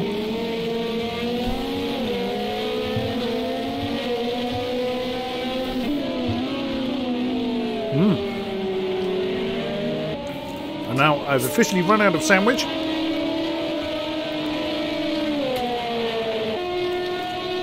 As that is Conan McCoy.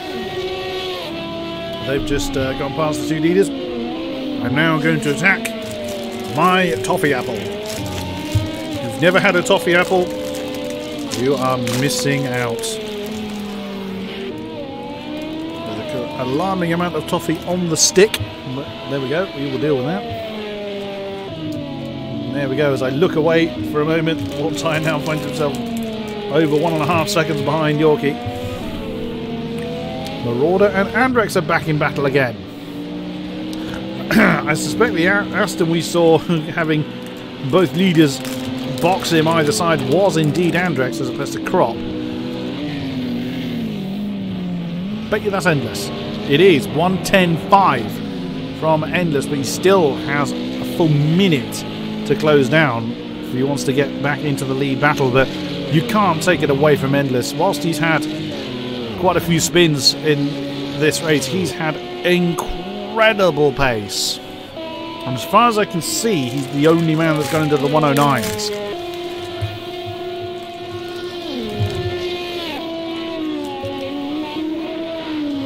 So whilst we continue to watch Yorkie and Worn Tyre, I am trying to fathom a way of holding my toffee apple without getting myself absolutely covered in toffee. Again, I make absolutely no apology for the fact that I'm eating on stream, which does sound highly unprofessional, and I wholeheartedly admit that it is. But it is an endurance race, and ain't no endurance race is going to be high octane for all 2 hours of it. Look away from these two, as Marauder and Andrex are back with one another again. The Aston once again finds himself having to defend from the M6. Good exit from turn 10 for Andrex. Keeps the N6's bay, and as you can see from the last lap times, they do have similar pace. 23.2, 23.3.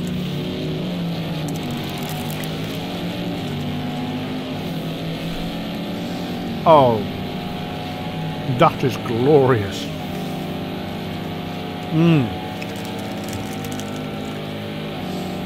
Nunu's in.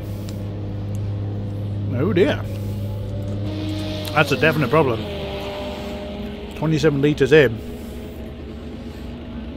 He pitted, as far as I know, kind of in time with the rest of the Audis. That's going to put him really... He's going to have to pit an additional time. He won't have enough fuel to get to the end of the race. Whereas I don't reckon he will. So something's gone wrong for Nunu there in the latter half of this race. Marauder and Andrex again in close battle. This is for the final podium spot in the GTEs. I wouldn't think Marauder has got damage on that car still. Bear in mind, all the GTEs have been through the pits. If he has had damage, he hasn't had it repaired, which is another thing to bear in mind.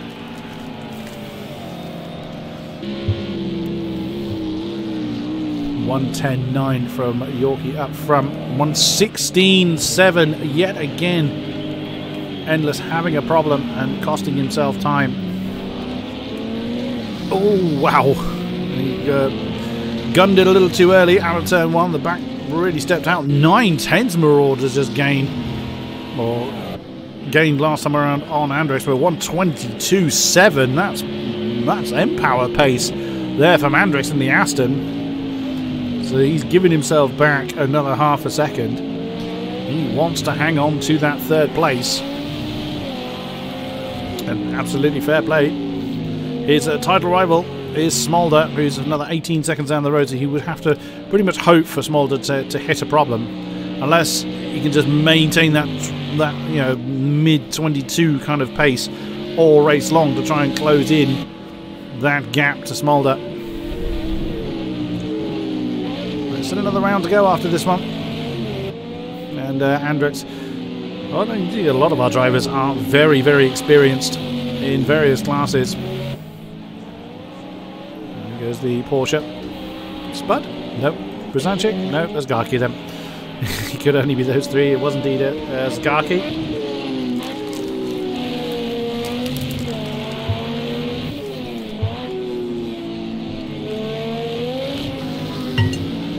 Ooh. The toffee fell off my apple. There's another one of the Porsches. That looked quite close there.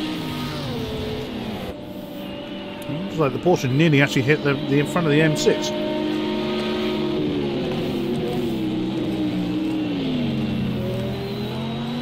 I wonder whether Endless has started to settle for second.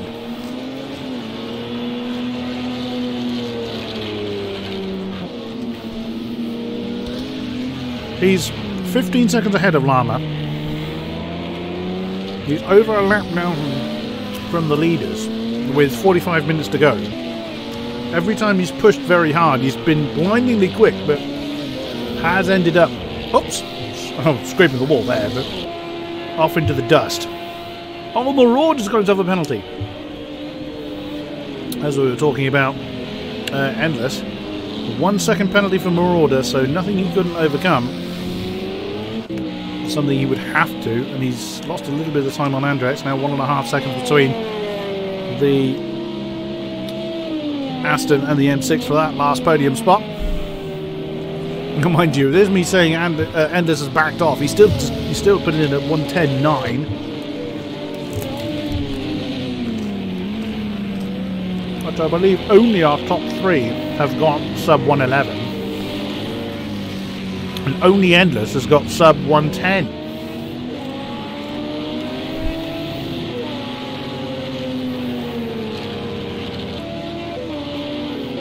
Oh, that could have been awkward.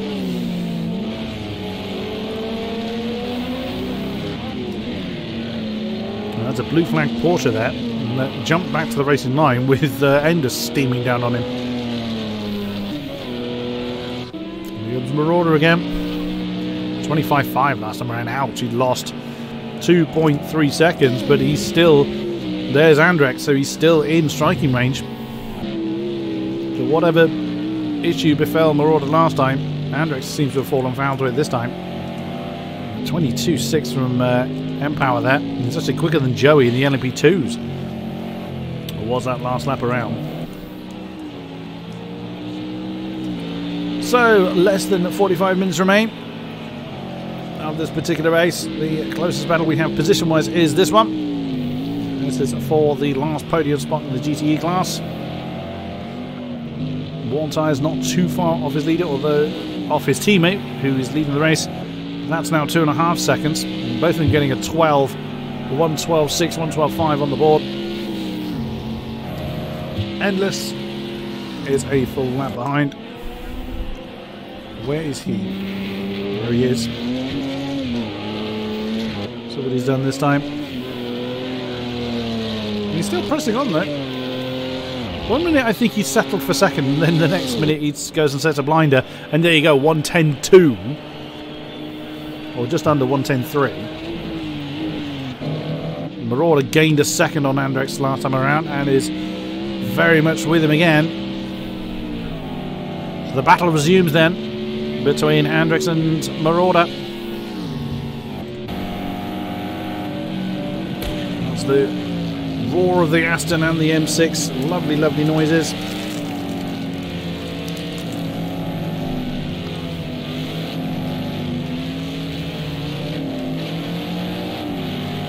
If I'd have to allocate someone as driver of the day, I think it would be Endless.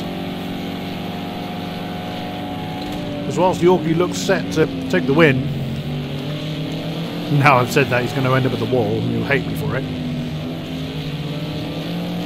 Warntire's done a great job chasing him, but the recovery drive and the raw pace of Endless has been absolutely astounding. Despite the mistakes that Endless has made, he's still managed to claw his way back up into third.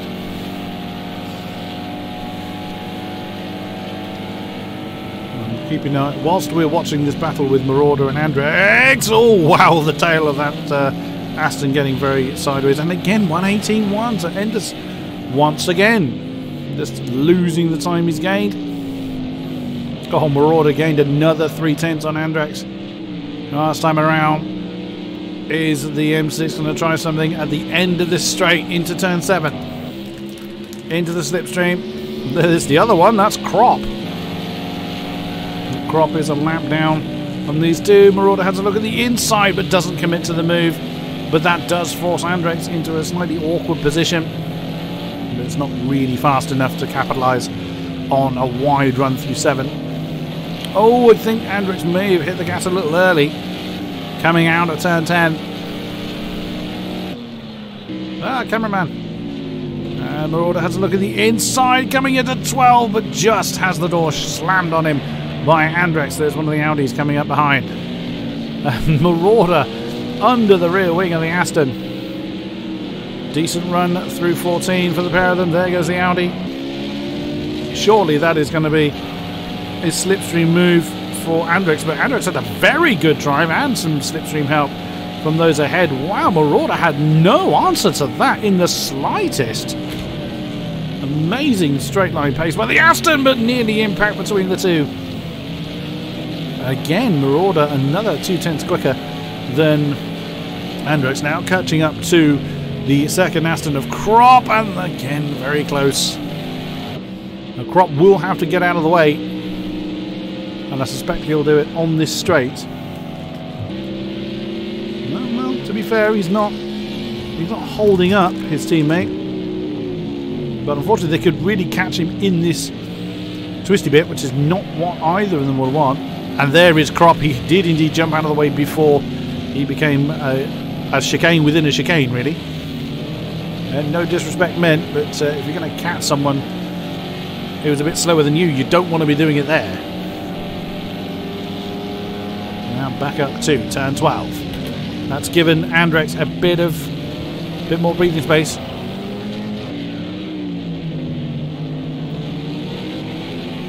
Back through turn 14. Seen the straight line pace of the Aston. He's got no one to slipstream off of this time. Unfortunately, I can't do an iRacing and do the backwards camera from the Aston, so stick with the onboard from Marauder. We could go with that one for something a bit different. And again, that straight line speed of the Aston is just enough to keep the M6 behind. Andrex 10th quicker than Marauder, but it's not really for anything. One of the Porsches coming up behind then. We'll stay with this battle as up front. It's now about 3 seconds between Yorkie and Warntire. Warntire losing half a second, indeed nearly 7/10 on the race leader at the moment. Andrex went to the middle, looked like he made the defensive commitment, but didn't particularly need to. Oh, and Marauder so close to the Aston, that is really going to play on Andrex's mind. Oh, and I wonder whether he's going to dive on the inside of 10. Opted not to go for it.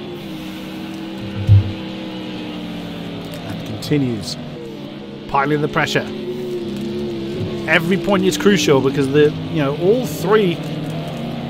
Well, the LMP2 slightly less so, but certainly the LMP1 and GTE the championship classes are still very, very close. So every point is still very crucial. Once again, half a second between them, and the Aston pulls away. And Slipstream's doing nothing for the M6 in the slightest. Warntire's had a problem. He's fallen to nearly 6 seconds behind Yorkie.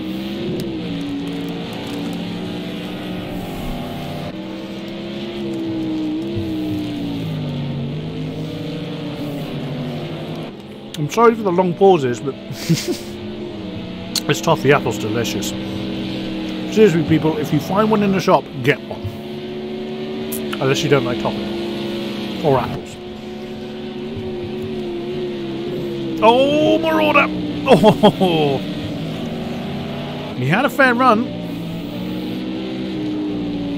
Now, it's interesting that the straight line speed advantage that Andrex seems to have on the start-finish straight isn't mirrored there.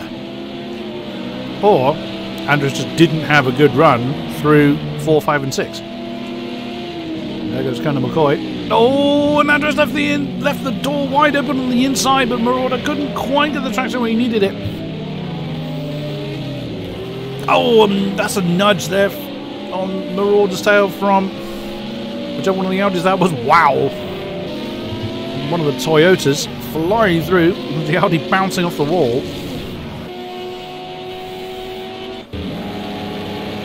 It gets very, very busy, even for the GTEs. Oh, Andrex! That's that one gone. Oh no, still side by side with the M6. Spudbuster's brought his car in. But that one's going to go to the M6. Oh wow, Andrex isn't letting that go. Marauder. Oh no, side by side into the... Oh no, there'll be words said about that. There will definitely be words said about that, I'd have thought. Side by side coming into that chicane was never going to work. And Marauder probably will back off a bit. Marauder already has a track limits penalty. Who was at fault for that one? Andrex, as we saw, had that bad run through turn 1. Kept them side by side. Interesting, Spudbuster's brought his car in, but then that'll be for fuel. Brzancic, well, Brzancic's got 31 litres, but they're on very different strategies. They've come into the pits at very different times, so can't compare Porsche to Porsche for fuel. And already Marauder is back on Andrex's case. So that battle is not resolved at all. I wouldn't be at all surprised if that one had some discussion said about it.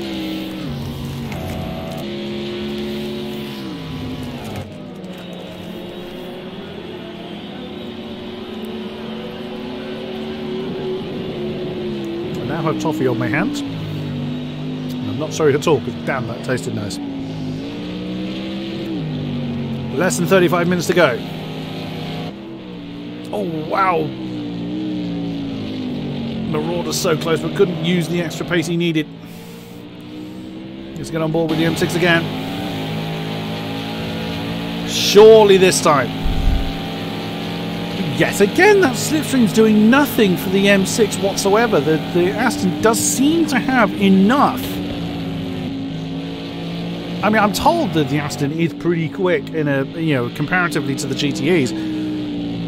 The Aston is pretty handy in a straight line, and it seems to have just enough over the M6 to keep it behind, but Marauder is doing everything he possibly can to get past the Aston, and Andrex doing a brilliant job of keeping him behind. That battle up front is pretty much disappeared now, as it's now 6 seconds thereabouts between our two Toyota frontrunners.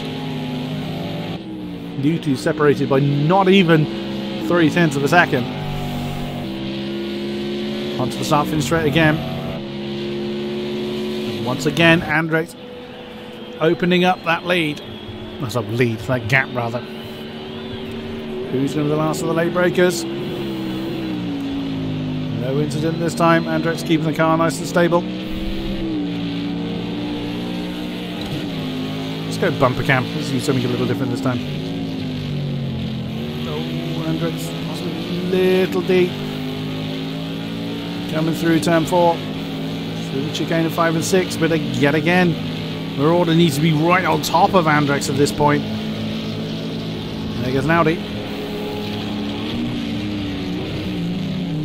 I did wonder whether the Audi is just going to time that slightly awkwardly, but didn't seem to be the case. When you've been following someone for lap on lap on lap on lap, especially if the times begin to run out, oh, this could be an opportunity. Andrex deep from turn 10, now side by side through 11. And it's Marauder that's jumped through. And still side by side is Andrex. Can have a look on the inside of 13. No, he's conceded that one.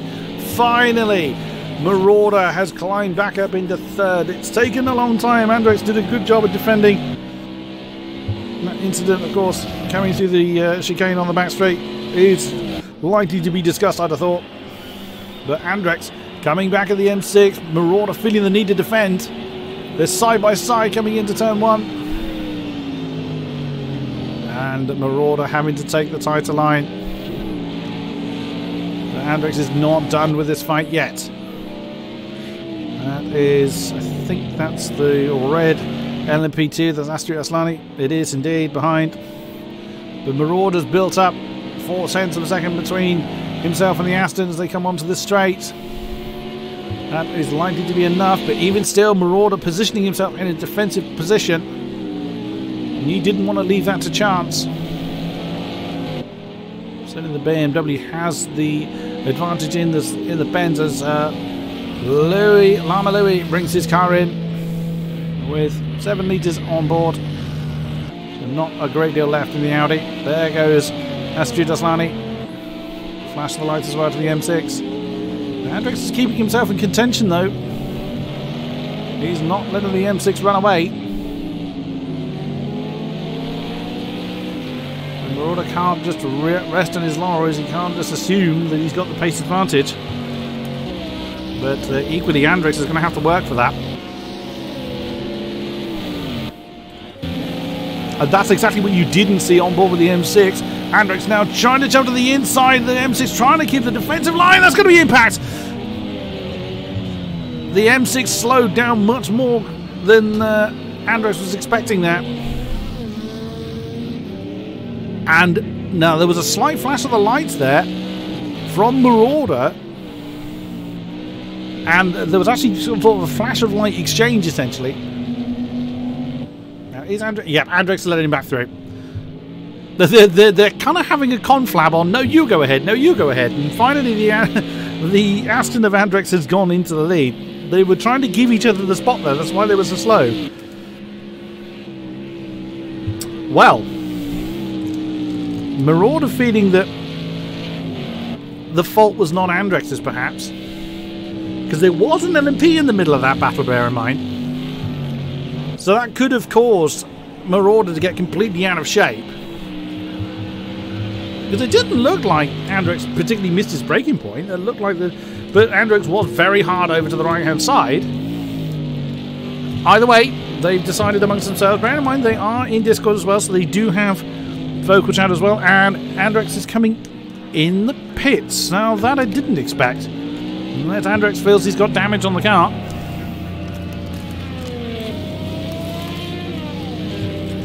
Joey comes in as well.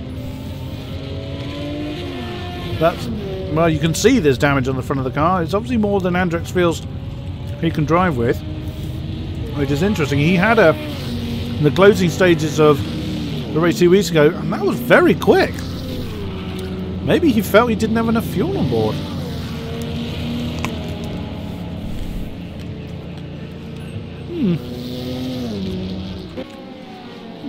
Yeah, I reckon Andrex was under-fueled.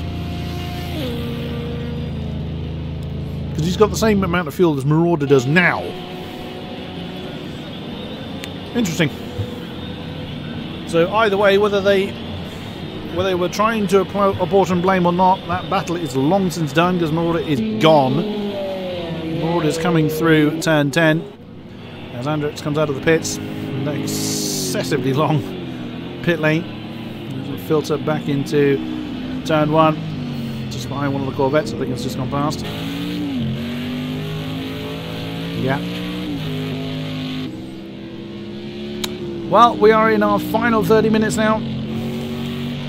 The field has completely spread out now. That was our last battle, unfortunately.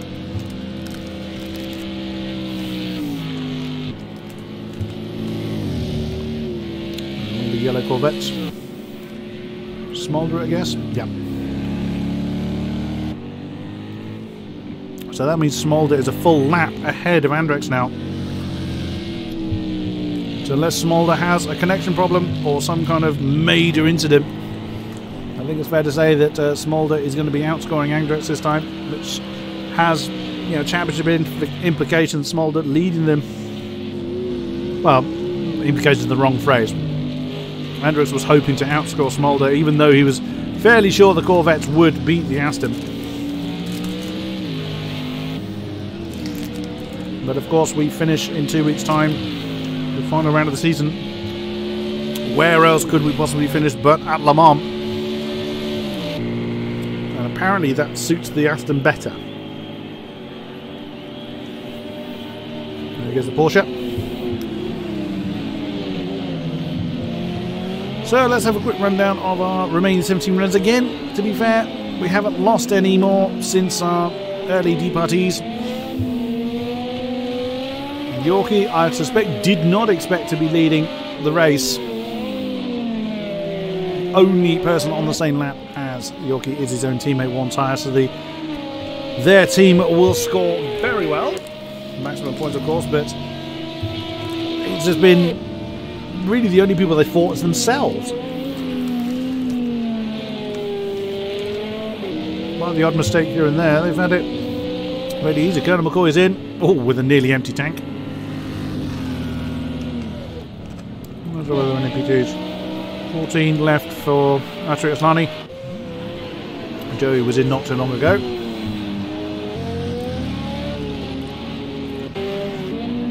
Still seeing the 10s. Still seeing the 110s come on the board. See Yorkie. See what his lap time is this time. Let's slipstream off the Corvette. 111.6. 111.1 from Wartime last time. 110.7. 9 tenths to the good for him this time. Endless has got, I think, 2 laps indeed on Nunu. Looking at the time difference, indeed that is 2 laps difference, or near enough. 1 minute 53 between himself and Nunu, so it's not quite 2 laps. 1:15 from Endless, so had some traffic trouble, I suspect. And there is Nunu, which is slightly further ahead on track than where Endless is. You can actually see on the map the white dot that's coming through that chicane at 5 and 6 is Endless. You can see him just at the back of the shot, although he's just mainly headless there. So Endless will be putting a second lap on Nunu. Lama Louie in the 5th position. Is only 4 seconds behind Nunu, so there's a potential battle forming there. As Louis gained 1.3 seconds on Nunu last time around. Watch this space. Brazanchik is a minute behind Louis, and only 1.6 ahead of Skarki. There's a battle there for 7th, and that's Joey on the back of M-Power down there in 11th, so Joey won't have too many troubles getting past the Corvette.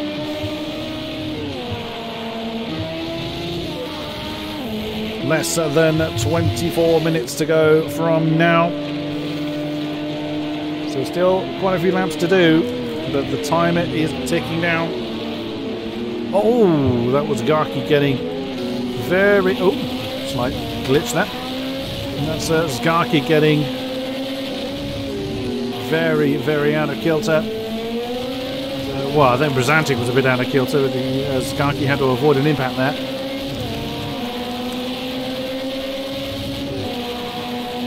Well, Skarki making his intentions known to Brazanchik. Deep coming into turn 7. Through the twisties. Oh, and Skarky dumped the battery there. That's how he took off from the mark so quickly. And Brzancic's going to resume the racing line right in front of someone. Right in front of one of the Audis that he'll be under blue flags for. And Brzancic then backs off to let the Audi through. Spud in 8th position, 30 seconds behind Brzancic. And Endless is in. He needs fuel. I imagine most of our Audis will need to come in again. When will our Toyotas be in? Well, they'll be in the next 5 laps, I'd have thought. But not for long. I doubt Endless is going to be there for particularly long, but...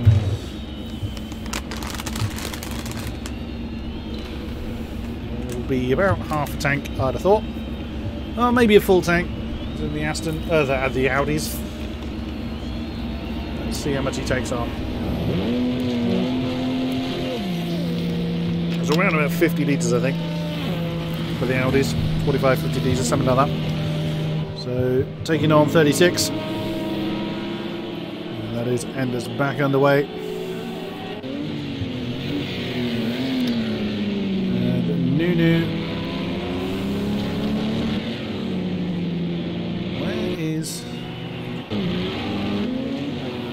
Oh, Nunu's... I lost track of where Nunu was for a second there. He's coming around 14. So Endless will be back on track way before Nunu gets close. Louis close to Nunu though. Potential battle for 4th? No, because Louis got a near full tank. And Nunu won't have enough to get to the end of the race, or he'll have to do some serious fuel saving if he wants to make that last. Whereas our lead Toyotas will definitely have to come in. Ain't no way you're getting 10 litres to do another 20 minutes worth of racing. Not even close. Conor McCoy leads by 3 minutes over Astrid Aslani. As Conor McCoy's had very little to worry about in this race. And Aslani is 1:51 ahead of Joey. But continue they do. And again, credit to you guys for continuing in what's been a pretty lonely race for those guys. And the GTEs have been pretty spread out for a long time. M-Power has just been utterly dominant in this race, as was predicted, really. If M-Power had been with us at the beginning of the season, oh, what might have been? He's won everything. He's won every round since he's joined in the GTE class. Smolder, 30 seconds behind M-Power, 37 seconds ahead of Marauder. Again, position-wise, pretty lonely for him. Marauder, with Andrex's last pit stop, finds himself 40 seconds ahead of the Aston. There is Andrex in 4th position. Equidistant between himself and his teammate. There is Krop. 40 seconds behind Andrex, 9 seconds ahead of Beppo. That is your remaining 17 drivers, and Louis is within a second of Nunu. So we've got a battle on our hands for 4th. There are the 2 Audis with either Beppo or Smolder directly ahead of them. Oh, steady. That was close. Well, it looked close from here. Whether it felt close to our drivers, I honestly don't know. Less than 20 minutes to go. About 17 laps or so, give or take. It'll be interesting to whether we will hit the 100 lap mark. Lama Louis closing in on Nunu, gained a full second, near enough last time. It's fairly academic, so I think Nunu's going to come into the pits anyway. Well, possibly. Or you'll have to fuel save. That's big twitch actually from both Nunu and Lama Louis there when coming out of turn 4. That's cost Louis some momentum.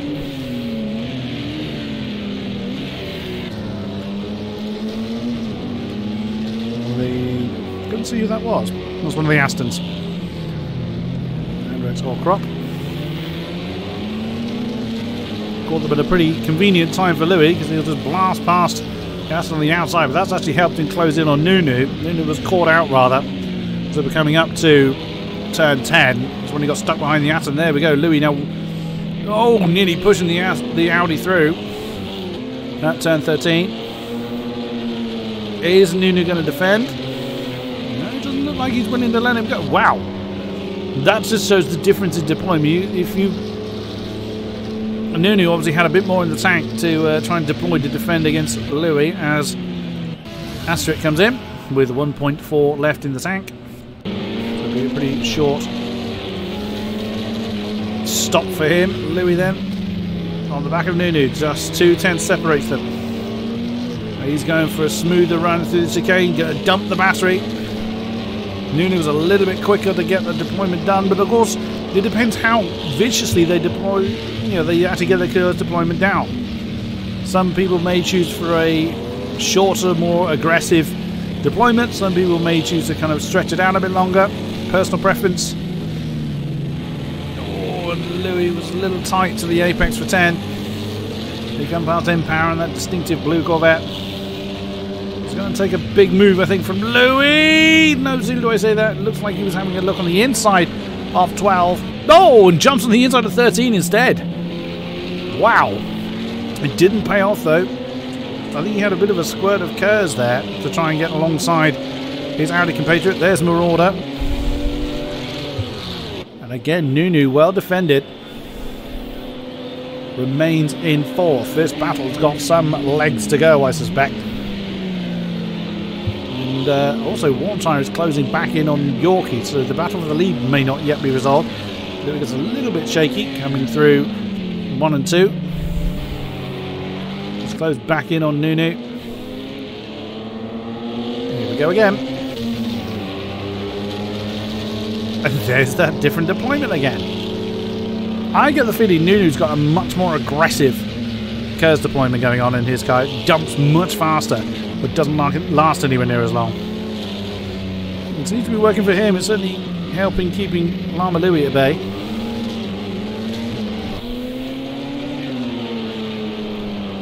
Again, Warntire's actually gained another 8/10 on Yorkie. There's only 4 seconds between the two, so we may have a lead battle between the two Toyotas yet to resolve. And again, Lama Louis thinking about an inside move, coming through 13. Doesn't quite get alongside him.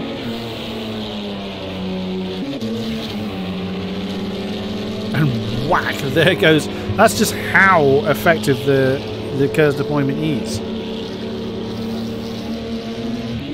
And then Louis reels Nunu back in the twisty bits again. So this is essentially exactly what we saw with Andrex and Marauder. This time it's the same car, different setups, of course, different drivers. Different drivers, that's a fairly obvious point. No one can drive 2 cars at the same time, don't care how good you are. And now Nunu's going to run off because he's got, you know, his battery seems to dump faster than Louis does. They've got, I can't see who that is ahead of them. Oh, it's one of the LMP2s. So, who is that? That had to have been Astrid Aslani. Oh, it might have been Joey. Joey's car's black. Yeah, that's true. Because, of course, Astrid Aslani's car's red. There's a pair of LMPs coming up behind. Once again, Louis just unable to overhaul Nunu at the point where it's most advantageous for him. Once again, Nunu just getting the power down to the tarmac to keep Louis behind him. Less than 15 minutes remain of this 2-hour race here at the Indy Road Course. Oh, Louis getting very out of shape coming through turn 2 and side by side with Nunu. It had to take a big move like that. He's got it done, but can he get away? That's going to be the big thing. Warntire is in from 2nd position. Oh, Nunu was not happy about that. But Nunu's not got a lot of fuel left. And actually, he's back up into 4th. It looked like Louis actually let him through there. Wasn't an impact there, so I'm a little surprised by that. Nunu was not best pleased with that sequence of events, which it looked fairly okay to me, unless there was impact slightly off camera that we didn't see. Again, Louis looking to get alongside Nunu. Not happening yet. Nunu may just about have enough fuel to get to the end. Oh no, that's gone wrong. On the exit on the last turn, the tail just let go on Nunu's car, and that spelled an end of that particular battle. That's a shame, because that one looked like he was going to go on for some time.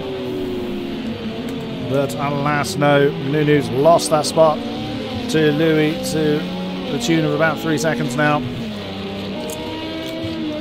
As Yorkie brings his car in. Oh, that was close. 0.7 of a litre. You better hope your guys remember to fuel you up. That's always the problem. If there's a mistake in the pit stop and you don't have enough fuel to do another lap, you've thrown the race away.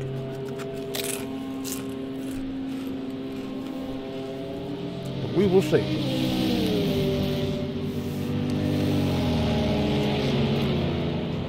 How much fuel does he take on? I was watching the fuel gauge there thinking, please take some on. Just 18 litres would be plenty enough to get to the end of, I thought. 19.5 for less than 12 minutes of racing to go. Warm tyre coming around that last turn. You just about see him coming into the shop. He's got a lot of traffic around him. There's Yorkie. Yorkie out of the pit lane limiter will resume the lead by a good few seconds. And Nunu and Louis are back in battle again. Louis had managed to get away from Nunu a little bit, but with that traffic, that's helped condense them back up again. Oh, that's wide for Nunu. There's Astrid Aslani. Through 4 and 5. And Louis back along the road by 2 seconds. So Nunu is there or thereabouts, but it will take a mistake or Louis getting held up for that battle to resume. Has Beppo got some company? He does! Beppo's been minding his own business at the back of the field all race long. Now he has company. Both of them have plenty enough fuel to get to the end of the race. The Corvette on the back of the second Aston. And Beppo was 1.3 quicker last time around. The weather crops got damage on that car that he's never seen to. It looks fairly okay. The windscreen is intact. That's usually the big giveaway. Anytime there's a Corvette nearby, you cannot hear anything else, which I am not complaining about. I can't get enough of that beautiful American muscle in the form of the roaring Corvette. The Aston makes a beautiful noise. The M6 makes a beautiful noise. Just the Corvette makes the king of the noise, as far as I'm concerned. Oh, Beppo a little bit deep coming into turn 7. Keeps it consistent. Less than 10 minutes remain. 4.5 seconds is the lead between Warm Tyre and Yorkie. That's one of them actually coming through. That is the race leader, Yorkie. He's just come past the pair of GTEs we've been watching. Still Beppo pressuring the back of the Aston of Crop. Nunu is trying his best to hang on to the back of Lou, but there's Lamalou got himself another half a second. So again, will take a mistake or Lama being held up by some description. There goes Warm Tyre in the second place Toyota, but that's put Crop slightly offline. Is this an opportunity for Beppo to get off the bottom of the table? Oops, a little twitchy coming through turn 4. And Brzancic is in. 2 litres left in the Porsche. That's one of the Audis weaving there, either to let the Corvette know he's there or to get some heat in the tyres. Either is possible. Nunu gained half a second on Louis last time around, so that battle may not necessarily be concluded yet. Well, that is the battle we were just looking at. That is... Oh, and the LMP got himself really wedged in there.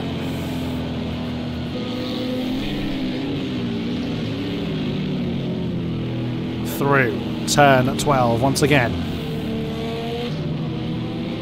Into 13.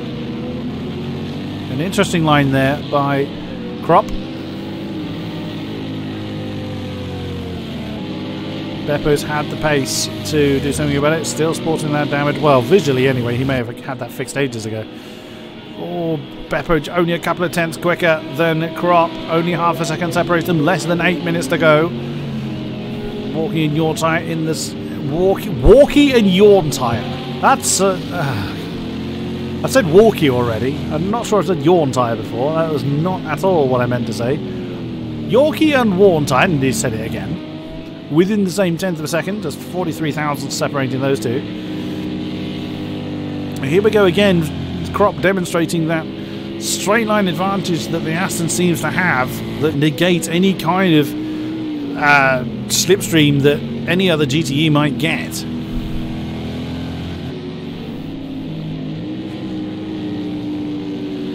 Through 7, 8, 9, up to 10. 7 minutes to go.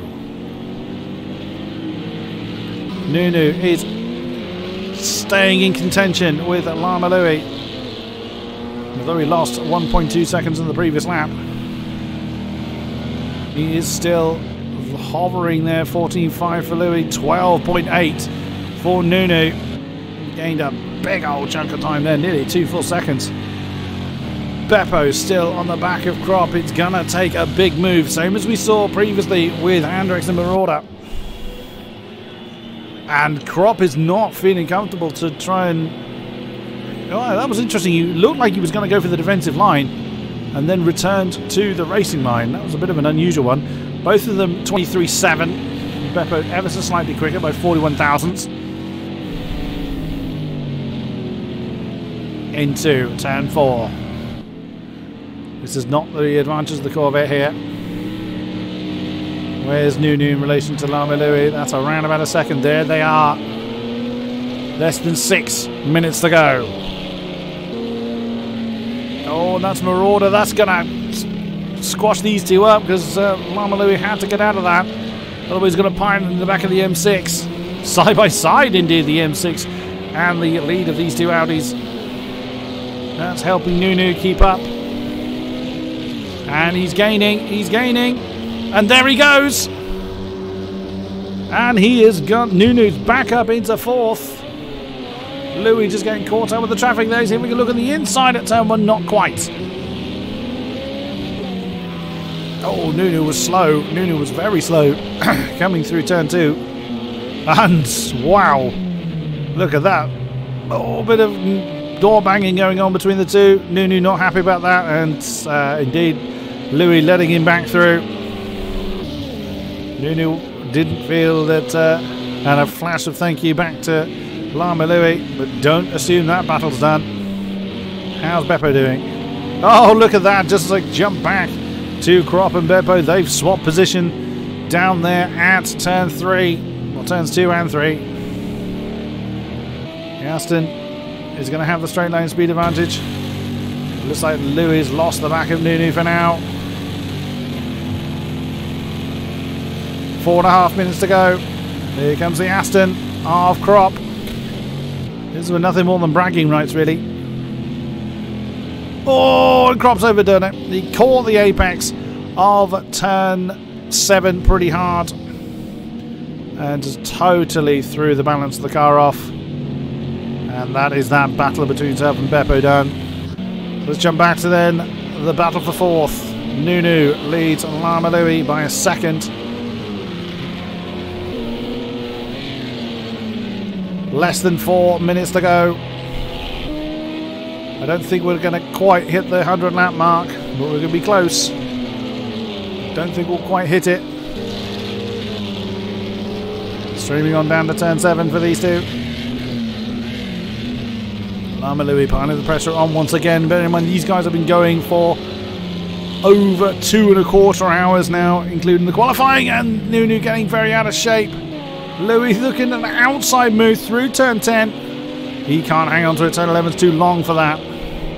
He's going to dive on the inside. There he goes. Positions himself. Makes the move. And well defended by Nunu there. And again, Lama Louie pushing Nunu through 13. Side by side again. Where's Nunu? You can't really see him in that particular picture. There he is. As Nunu dumped the battery. It's back up into 4th place. Here we go again. Through turn 1. Oh, again, Nunu seems so slow through that particular section compared to Louie. Through 4. Quick chicane of 5 and 6. Once again, Nunu using his deployment to defend. Louie just gaining back through the twisty bits. Less than 2 minutes to go. We definitely are not going to get to lap 100. Well, not quite. Oh, and there went Nunu. Lulu did well. Lulu, for goodness sake, I'm mixing everybody's names now. Lama Louie did well to not slam into the back of Nunu there. Just the tail let go. 2 minutes to go. 3.5 seconds or 4 seconds the lead. Yorkie to Worn Tyre. That's one of the back markers ahead of Nunu there. That battle's not resolved yet.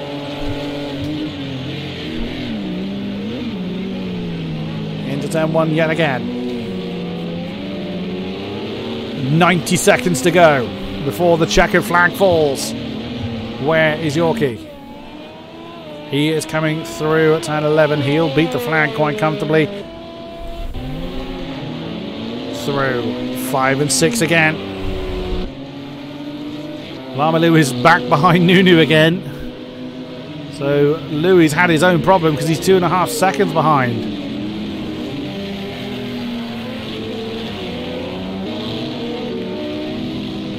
So that battle might have resolved itself by now. As we looked away. Lama Louie now 3 seconds behind Nunu. But anything can happen in the closing stages. Race leader Yorkie has led for the vast majority of the race. He will not beat the flag this time around. 30 seconds. He leads by 3.5 seconds. This will be his second win of the season. To solidify, or even to take the lead, I think, at the top of the table for the LMP1s.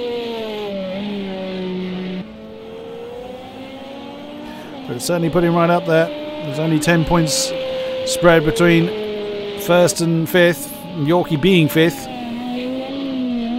No, what might have been is Yorkie missed a couple of rounds. If it wasn't for those, he'd be there. And Yawn, I did it again, Worn Tyre. There's Worn Tyre right with him.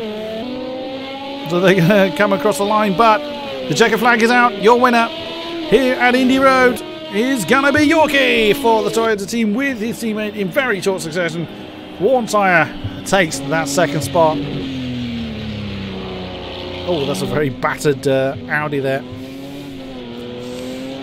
Endless was a lap down.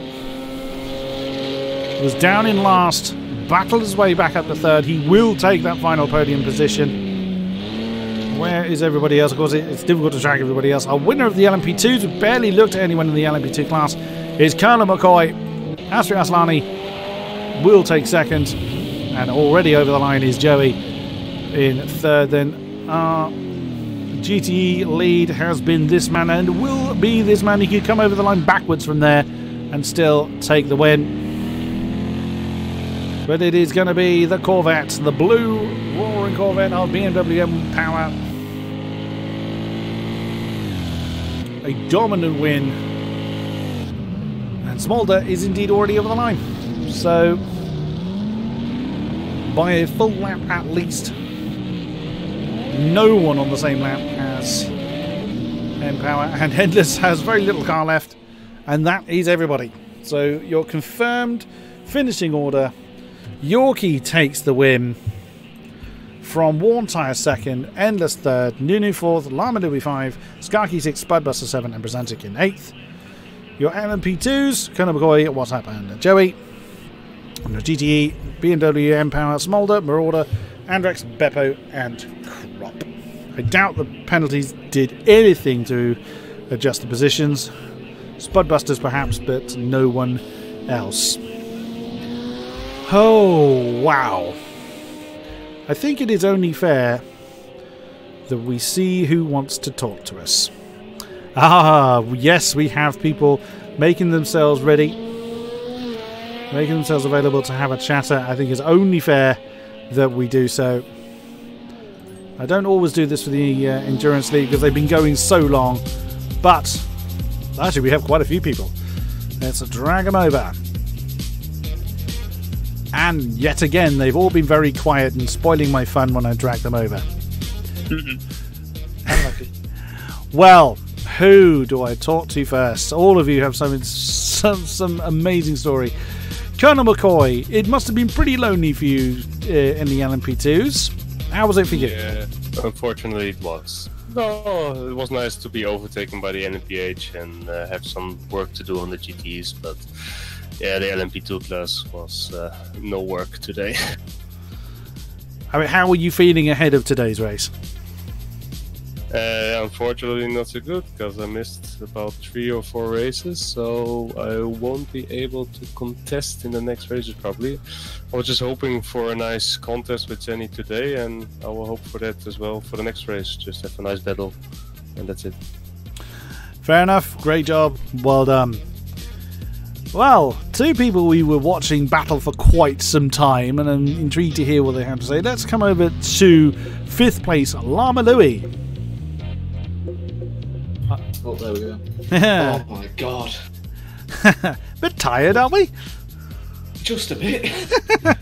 You had a lot of pressure on you towards the tail end of that race. How was that for you? I honestly thought that, because I know I underestimated pit stop, and I just thought when I had to do my last pit stop, I thought my tyres are almost worn, so I did a full reset, and I just thought, but Nunu was in before me, so I just had in my mind that Nunu had to pit, and then when he didn't, it was, that was some great battle, honestly. Yeah, we watched quite a lot of that particular battle. Over to you, Nunu. It looked like, am I right in saying that your KERS deployment just looked much more savage than possibly what Louis was running? It looked like every time you hit your KERS, you just took off. Yeah, I don't know, but it was like from the straight. I don't know what happened, but yeah, exactly. But at the end, I just have to know that the tires. I don't know if anyone else had these issues, but I just couldn't get any heat into these tires. Yeah, we saw quite a few people weaving in a straight line. Yeah, exactly, because the tires were dead. Mine were literally hitting like absolutely blue. It was absolutely insane. And about the DRS, I don't know. I don't know what you are talking about. Maybe I just have a more. Was you running the Le Mans Audi or the Fuji? Oh, I was in the Le Mans. That's why. Ah, that's why. I see. So it did look like you had like a bomb go off every time you opened your KERS, because you just took off down the straight each time. But great effort, well done. It was a great battle to watch. Yeah, it was. I was freaking out inside. Another man having a great battle at various points. Our lead Aston, Mr. Andrex, thank you for joining us. Yeah, that was a little disappointing. I don't know. Yeah, last week I built the car and it felt alright. I learned something tonight that you can have too much understeer. I never thought that was possible. I like understeer, but yeah, the thing wouldn't turn. The brakes were decidedly under average. I was really having to fight the car. The temperatures were fine, tyre wear was okay, but the car just wasn't working at all. That sounds very much like the wacky video we did yesterday where you had that strange Honda. Are you sure you were driving the right car? I felt it was like the GT3. I had to check that we didn't have it on 4 classes and I had taken the GT3 Aston, because It was just, yeah, it had decent top end, it had low downforce, so I had the top end over Marauder's M6, but it was doing nothing for me. It wasn't working, and then for some reason my pit underfueled me. Yeah, I did see you come in for a splash. Extra. Yeah, that wasn't an ideal race, but the only saving grace was that there was only 6 GTEs, so I decided the average race still brings in a 4th place. So I think Smolder's slowly edging away, but so unless he has a bad race at Le Mans in the final race, then I don't think there's really any chance to catch the Corvette there either. But well, anything can happen, I guess. But I've got no pressure on myself anymore at all, so we'll see what happens. But, we will indeed. Great effort, well done. And finally, our race winner, Yorkie. Well, early on, it looked like you were going to have some... Yeah, you wasn't going to go your own way, and then Endless had a problem. Lucas vanished, and then you and Warntide just ran off. Yeah, I was a little bit gutted that Endless had the spin in front of me. I saw he dropped a few positions from it, but I didn't see quite how far back and what happened to him. So I think, judging by the first few laps, we probably would have had quite a titanic battle for the majority of the race. And then I had the slight mistake in front of Lucas, which gave him the position, and then yeah, he kind of, it looked like he spun in front of me, but all of a sudden he wasn't there anymore at all. So I'm assuming he dropped out. So yeah, I was kind of just focusing on just running my pace essentially and just driving clean till around about lap 20. That's when I realized that Endless was still in it. I thought Endless may have dropped somewhere because he completely dropped off of my leaderboard. I had no idea where he was or if he was still in the session. So around lap 20 I started to push and pick up the pace a little bit more, but not so much that I was risking doing anything stupid. Well, you just through pure consistency, you really did bring that one home. You were under a lot of pressure from your teammate for a while. Were there any team orders going on, or was it just push and push and push and push and push?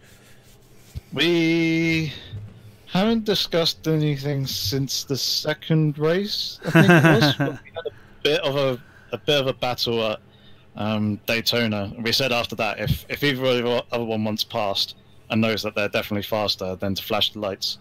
I was keeping an eye on him behind me. I didn't see him flash the lights at me. He flashed at like 1 or 2 back markers, but he didn't flash the lights at me, so I just kind of tried to keep my eyes looking forward. There was a couple of times where he was setting better and more consistent lap times, and then just the ebbs and flow of traffic, you get lucky, you don't get lucky, gaps form, gaps close. So yeah, it was quite nice kind of trying to gap battle him a little bit. I knew that kind of towards the end of the stints as the tyres were wearing down a little bit more. I think I had a little bit more pace than he did, but there were certainly times during the stint where he was quicker and we were about even as well. Brilliant stuff. Well done. Second race of the season. So it's going to really all come down to Le Mans. What a great way to finish the season off. It's going to be in 2 weeks' time. We will be back for the season finale. Thank you very much to those that have been with us throughout the stream. A great pleasure to have you with us throughout. Thank you very much to our drivers for putting on a great show. A great pleasure to commentate for you. And we will be back next time for more AOR action. Thank you very much. And good night.